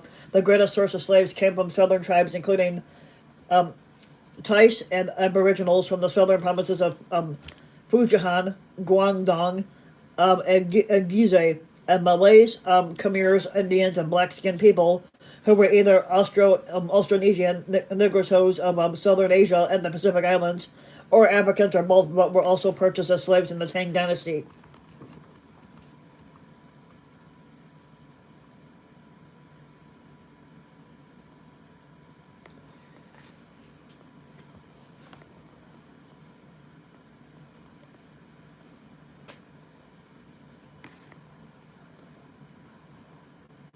Now, in the 17th century Qing dynasty, there was a hereditarily servile people called the Buhai, um, which is a Manchu word literally translated as household person and sometimes referred to as Nukai.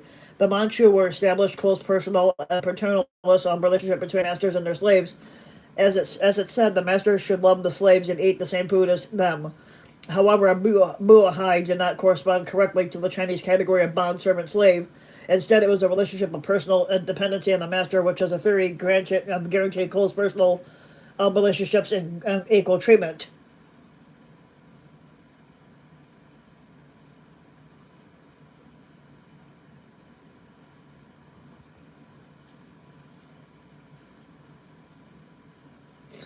Now, Chinese Muslim Tongans serfs who were charged with practicing hetero heterodox religion were punished by exile to Xi Jinping and being sold as a slave to other Muslims, such as the Sufi begs. Han Chinese also committed crimes such as those dealing with opium, became slaves to the begs, and this practice was administered by Qing law. Most Chinese and Altashir were exiled slaves to Turkestani begs, and while free Chinese merchants generally did not engage in relationships with East Turkestani women, some of the Chinese slaves belonging to the beks, along with Green Standard soldiers, bannermen, and manchas, engaged in affairs with the East Turkestani women that were serious in nature.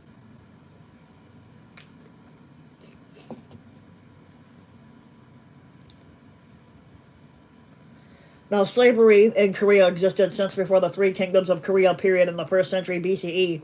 Slavery has been described as very important in medieval Korea, probably more important than any other East Asian country. But by the 16th century, population growth was making it unnecessary. Now, slavery would go into decline around the 10th century, but came back in the late Goryeo period, when Korea also experienced multiple slave rebellions. In the Joseon period of Korea, members of the slave class were known as nobai. The nobai were socially indistinct from freemen, i.e. the middle and common classes, other than the Yolin Yangben class, and some possessed property rights and legal and civil rights. Hence, some scholars argue that it's inappropriate to call them slaves, while some scholars describe them as serfs.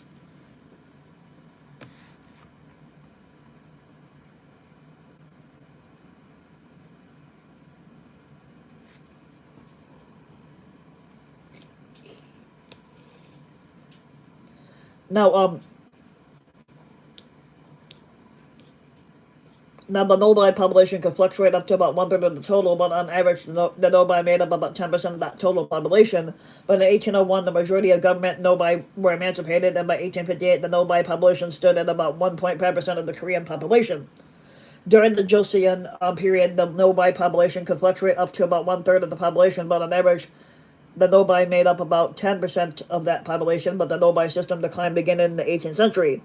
Since the outset of the Joseon dynasty, and especially the beginning of the 17th century, there was a harsh criticism among prominent thinkers in Korea and about the nobai system. Even with the Joseon government, there were indications of a shift in attitude toward the nobai.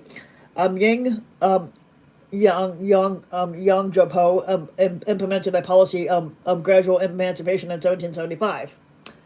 And he and his successor, King Jiango, made many proposals and government and developments that lessened the burden on Nobi, which led to the emancipation of the vast majority of government of Nobi in 1801. Now, in addition, population growth, numerous escaped slaves, growing commercialization of agriculture, and the rise of the independent small farmer class contributed to the decline in the number of Nobi to about 1.5% of the total population by 1858.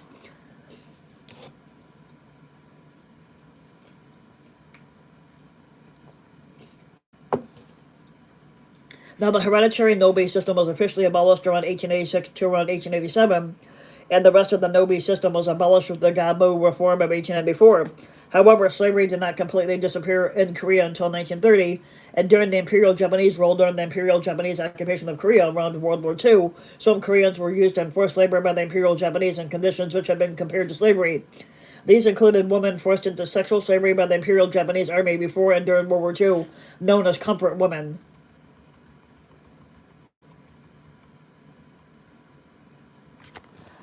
Now, after the Portuguese first made contact with Japan in 1543, slave trade developed in which Portuguese purchased Japanese as slaves in Japan and sold them to various locations overseas, including Portugal, throughout the 16th and 17th century. Many documents mention the slave trade along with protests against the enslavement of Japanese, and Japanese slaves were believed to be the first of their nation to end up in Europe, and the Portuguese purchased numbers of Japanese slave girls to bring to Portugal for sexual purposes, as noted by the church. Now, in 1555, Japanese slave women were even sold as concubines to Asian Isakar and African crew members, along with their European counterparts, serving on Portuguese ships trading in Japan. Mentioned by Louis Secura, a Portuguese Jesuit, in a 1598 document. Japanese slaves were brought by the Portuguese to Macau, where they were enslaved in Portuguese or became slaves to other slaves. Now, some Korean slaves were brought by the Portuguese and brought back to Portugal from Japan, where they had been among the tens of thousands of Korean prisoners of war transported to Japan during the Japanese invasions of Korea between 1592 and 1598. Now, historians pointed out that at the same time, Hideyoshi expressed his indignation and outrage at the Portuguese trade in and Japanese slaves, and he was engaging in the mass slave trade of Korean prisoners of war in Japan. Filippo Society saw some Chinese and Japanese slaves in Lisbon among the large slave community in 1578, although most of the slaves were black back then.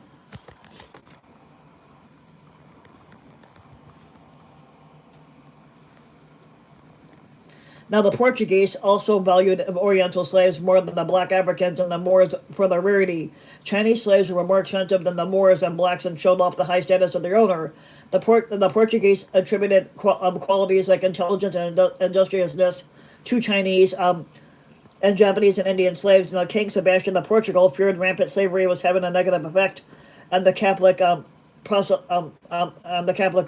Catholics, so he commanded that it be banned in 1571.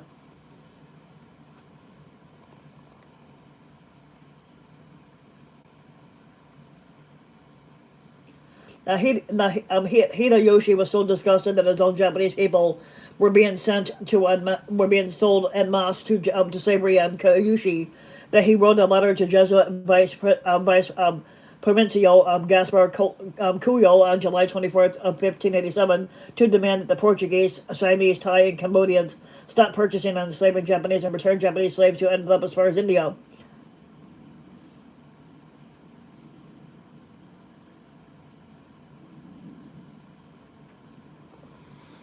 Hideyoshi blamed the Portuguese and the Jesuits for the slave trade and banned the Christians as a result.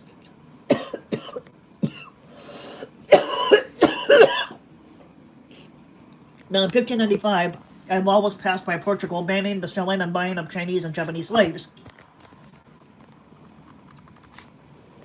Now, slavery in India was widespread by the 6th century BC and perhaps even as far back as the Vedic period.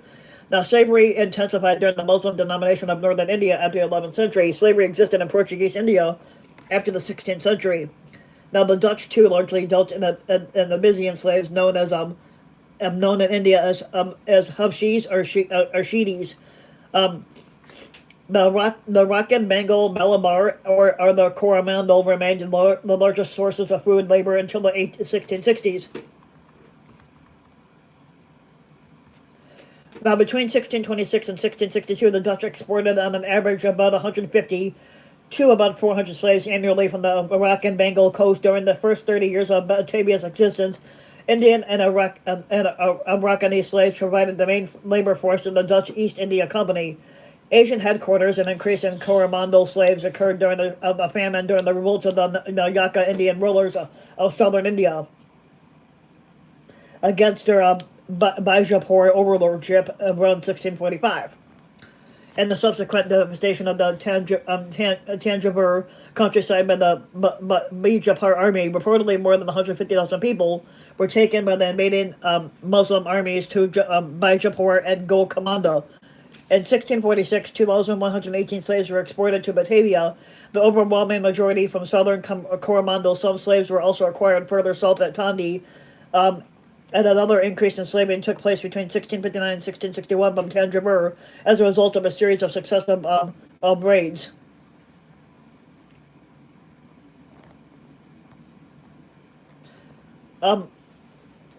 At Nagapattinam, Polacat, and elsewhere, the company purchased about 8,000 to 10,000 slaves, the bulk of whom were sent to Ceylon, while a small portion were exported to Batavia and Malacca.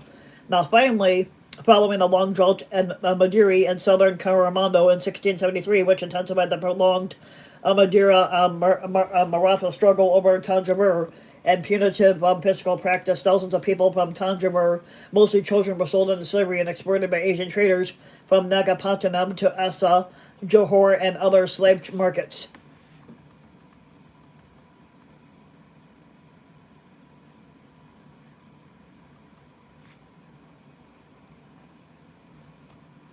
In September of 1687, 665 slaves were exported by the English from Fort St. George, Madras, and in 1694 to 1696, when warfare once more ravaged South India. A total number of about 3,859 slaves were imported from Coromandel by private individuals into Ceylon. The volume of the total Dutch Indian Ocean slave trade has been estimated to be about 15 to 30% of the Atlantic slave trade, slightly smaller than the trans-Saharan slave trade and 1.5 to 3 times the size of the Swahili and the Red Sea coast and the Dutch West India coast slave trades. Now, according to Sir Henry Bartle, there was an estimated 8 to 9 million slaves in India in 1841. About 15% of the population of Malabar were slaves. Slavery was legally abolished in the possessions of the East Indian Company by the Indian Slavery Act of 1843.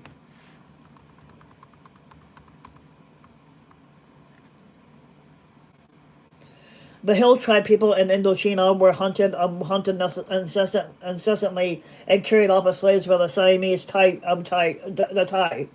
people, and the Vietnamese and the Cambodians. A Siamese military campaign in Laos in 1876 was described by a British observer as having been transformed into slave hunting raids on a large scale.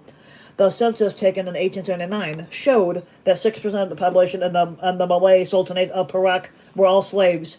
Enslaved people made up about 2/3 of the population in part of the North Borneo in the 1880s.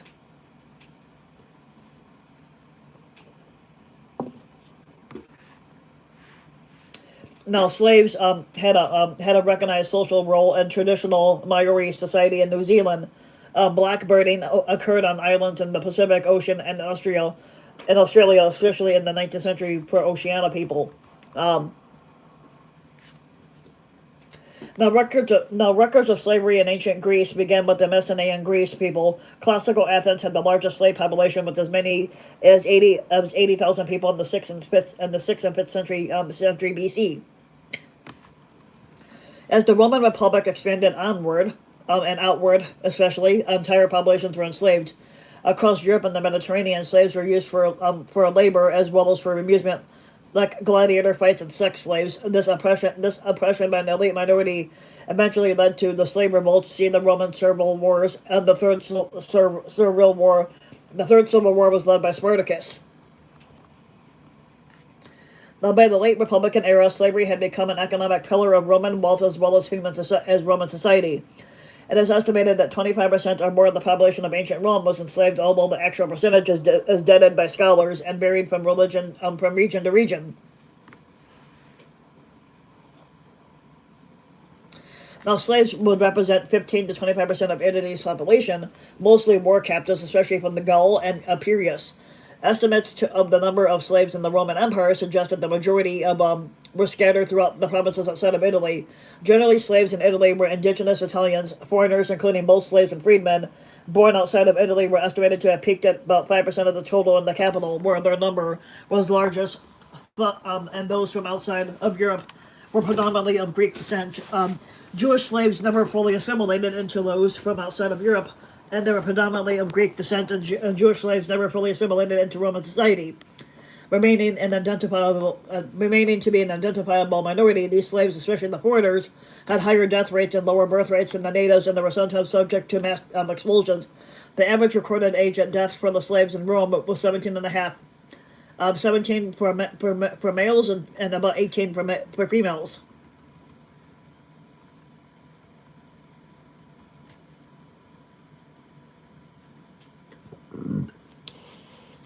Now, slavery in early medieval Europe was so common that the Catholic Church has repeatedly prohibited it, and or at least the export of Christian slaves, or at least the export of Christian slaves to non-Christian lands, as for example at the Council of Koblenz, the Council of London, which aimed mainly at the sale of English slaves to Ireland, and the Council of Armagh, 1171, and serfdom, on the contrary, was widely accepted.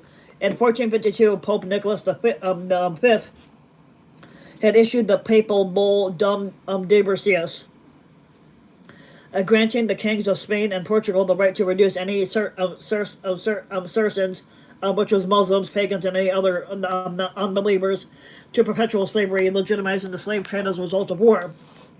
Now, the approval of slavery under these conditions was reaffirmed and extended in the Romanus Pontifex Bull of 1455.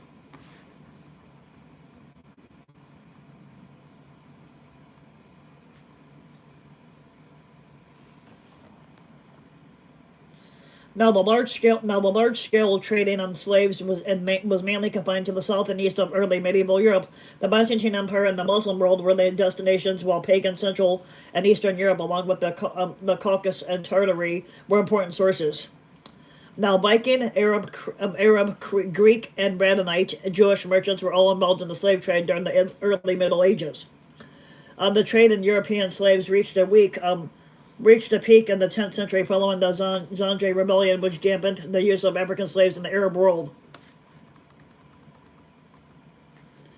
Now, in Britain, slavery continued to be practiced following the fall of Rome, while sections of Ethelstan's and Hywel the Good's laws dealt with the slaves in medieval England and medieval Wales, respectively. This trade particularly picked up after the Viking invasions, with major markets at Chester and Bristol supplied by Danish, Mercian, and Welsh raiding of one another's borderlands. At the time of the Doomsday Book, nearly 10% of the English population were slaves.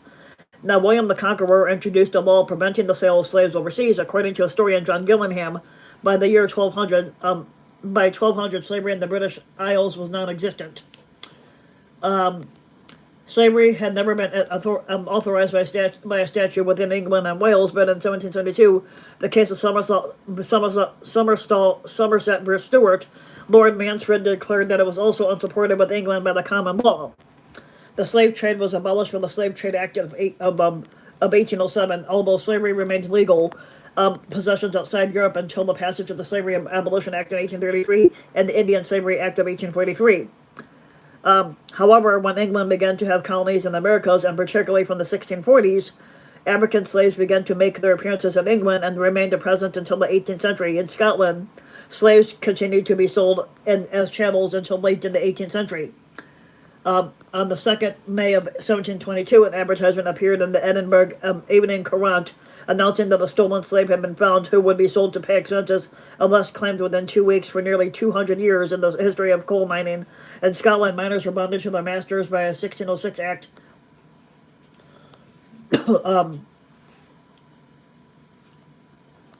The coal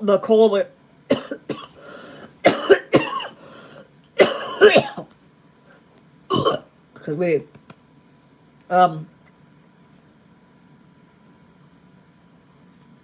the Colliers and Soldiers of the Scotland Act of 1775 stated that many colliers and soldiers are in a state of slavery and bondage, and announced emancipation. But those who started to work after July 1st, 1775 would not become slaves, while those already in a state of slavery could, after 7 or 10 years, depending on their age, apply for a degree of the sheriff's court granting their freedom. And only few of them could afford this until a further law in 1799 established their freedom and made this slavery and bondage illegal.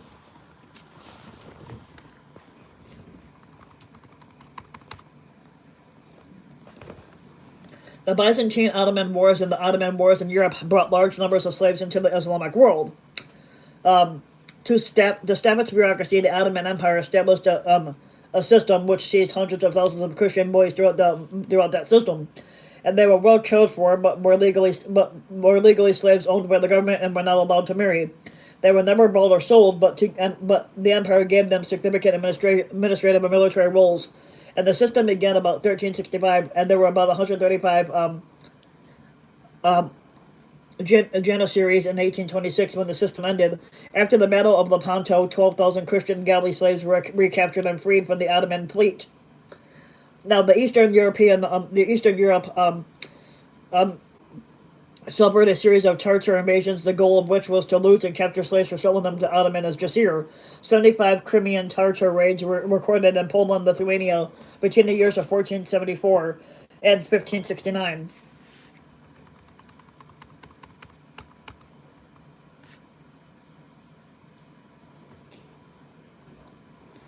Medieval Spain and Portugal were the scene of almost constant Muslim people. Invasion of the predominantly Christian era.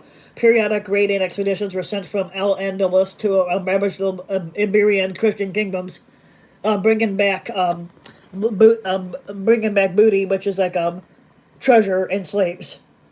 In a raid against Lisbon in 1189, for example, the Alhamad Caliph Yaqub al-Mansur took about 3,000 female and child captives, while his governor of Cordoba and a subsequent attack upon Silvestre, Portugal in 1191, took about 3,000 Christian slaves from the 11th to the 19th century. North African Barbary pirates engaged in raids on European coastal towns to capture Christian slaves to sell at slave markets in places such as Algeria and Morocco. The maritime town of Lagos was the first slave market created in Portugal and one of the earliest colonizers of the Americas for the sale of imported African slaves. The Mercado de Escravos opened in 1444, and in 1441 the first slaves were brought to Portugal from northern Mauritania. By 1552, the black African slaves made up about 10% of the population of Lisbon.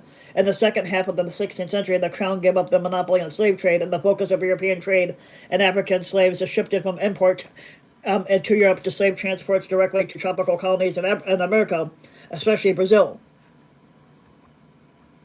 In the 15th century, one-third of the slaves were resold to the African market in exchange of gold.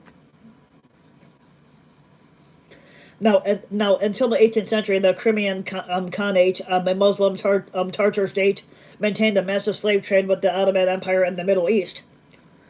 Now,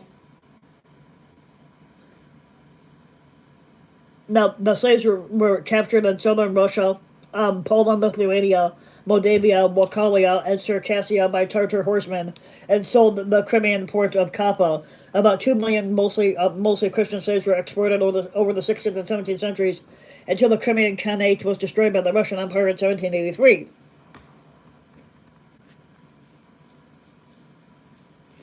In Kievan, Rus, and Muscovy, slaves were usually classified as co-ops.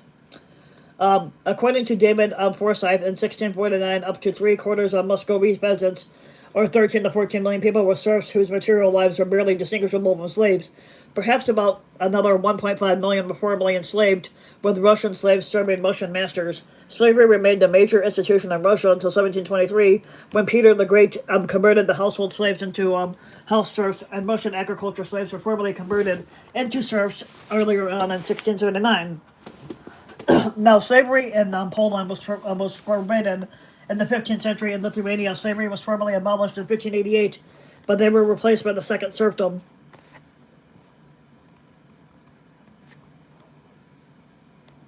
Now, in Scandinavia, thraldom was abolished in the mid 14th century.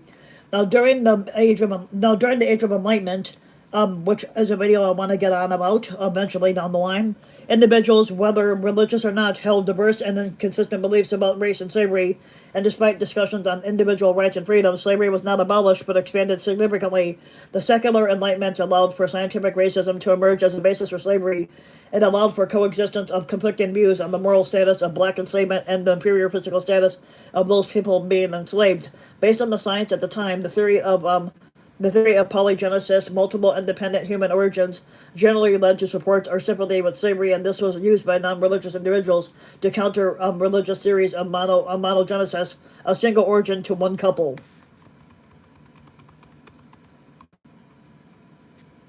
Now, during the Second World War, Nazi Germany effectively enslaved about 12 million Jews. Both of those considered undesirable and citizens of unconquered territories, with the avowed intention of treating these subhumans as a permanent slave class of inferior beings who could be worked until they died and who possessed neither the rights nor the legal status of members of the Aryan race. Besides the Jews, the harshest deportation and forced labor policies were applied to the populations of Poland, Belarus, Ukraine, and Russia. By the end of the war, half of Belarus's population had been killed or deported.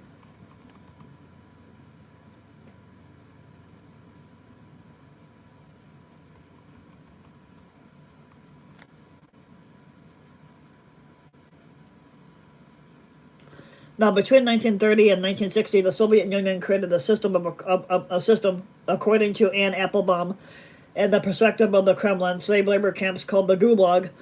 Prisoners in these camps were worked to death by a combination of extreme production quotas, physical and psychological brutality, hunger, lack of medical care, and the harsh environment.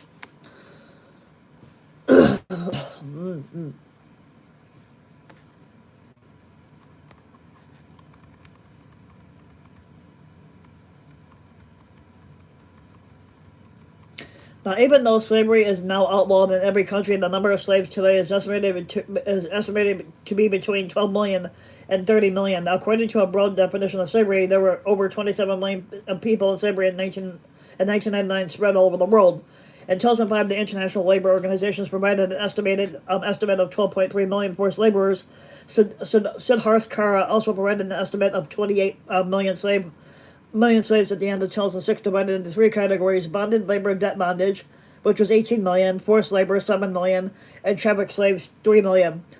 Kara provides a dynamic model to calculate the number of slaves in the world each year, with an estimated 29.2 million at the end of 2009.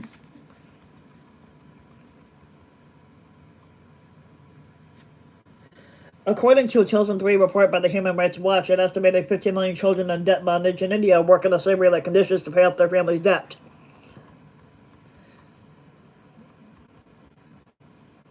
Um, um, there's been people have asserted that new forms of contemporary slavery has been created in the post-Cold War era of global capitalism, include that migrant workers deprived of basic civil rights in the Arabian Peninsula, the total control of workers in Asian sweatshops, and the use of forced labor and the exploitation of natural resources in Central Africa.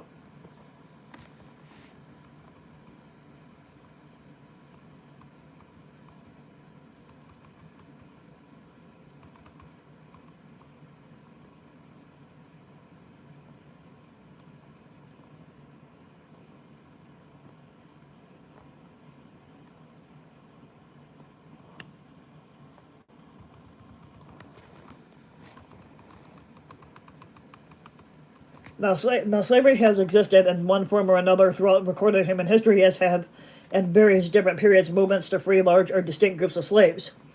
And Emperor Ashoka, who ruled the Maurya Empire in the Indian subcontinent from 269 to 232 BCE, abolished the slave trade but not slavery. The Qin dynasty, which ruled China from 221 to 206 BCE, abolished slavery and discouraged serfdom. However, many of its laws were overturned when the dynasty was overthrown. Slavery was again abolished by Wang Mang in China in 17 CE, but was reinstituted after he was murdered.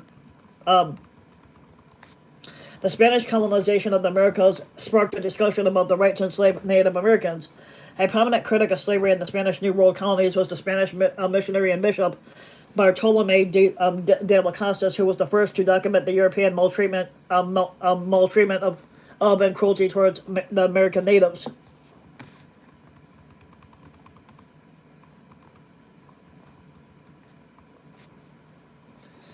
Okay, so in the United States, all of the northern states had abolished slavery by 1804, with New Jersey being the last holdout. The abolitionist pressure produced a series of small steps toward emancipation. After the act prohibiting the importation of slaves went into effect on January 1st of 1808, the importation of slaves into the United States was prohibited, but not the internal slave trade, not involvement in the international slave trade externally. But legal slavery persisted outside the northern states, but abolitionists took an active role in opposing slavery by supporting it.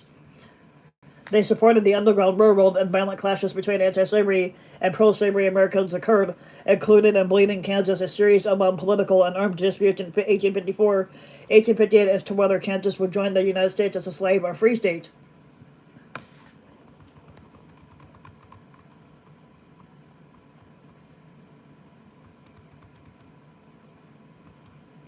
Yes, and many of the freed slaves became sharecroppers and indentured servants, but in this manner, some became tied to the very parcel of land into which they had been born a slave, having little freedom or economic opportunity because of Jim Crow laws, which perpetuated discrimination, limited education, and promoted persecution without due process, and resulted in continued poverty.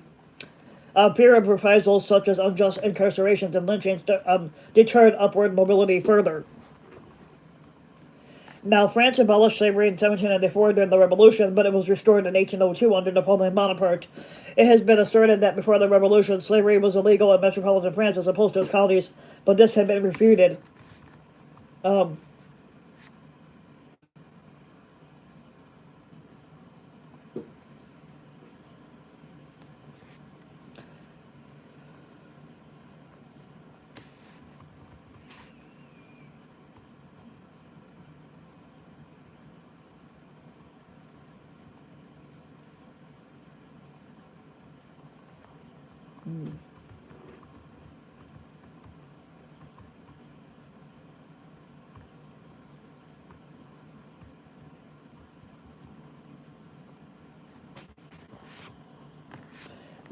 A lot of people, even though they aren't slaves, but they've been demanding reparations for their family.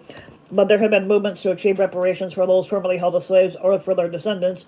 Claims for reparations for being held in slavery are handled as a civil law matter in almost every country.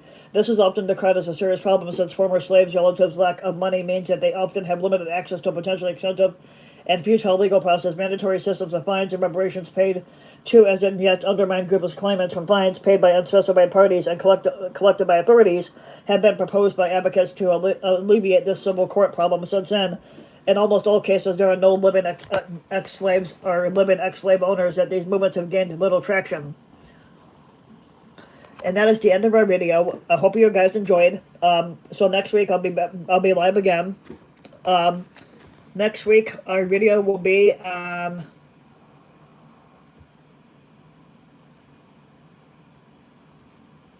where are we at here? So next week our video will be on Ireland. That's what I'm gonna do. So next week will be Ireland. Will be a video on the country Ireland, which partly because I'm Irish. So if you like the video about slavery, give the video a like and subscribe to my channel, Rusty the King. Make sure to subscribe and like and leave a comment. Let me know what other videos you guys want me to do. I do have my thing with I do have a somewhere. Yeah, I have a piece of I actually have a paper here that that I've been writing on to give me ideas for my videos. So we got Ireland for next week, and then the week after that. So I will not be going live on Christmas Eve or Christmas Day or New Year's Eve and New Year's Day. Those are my days where I will not be live. So bear that in mind. Most time on holidays I don't post anyway. But hope you guys have been enjoying these videos as much as I have, to get to know the audience, and I'll see you guys next week. So be sure to smash that like and subscribe button and let me know what you guys think.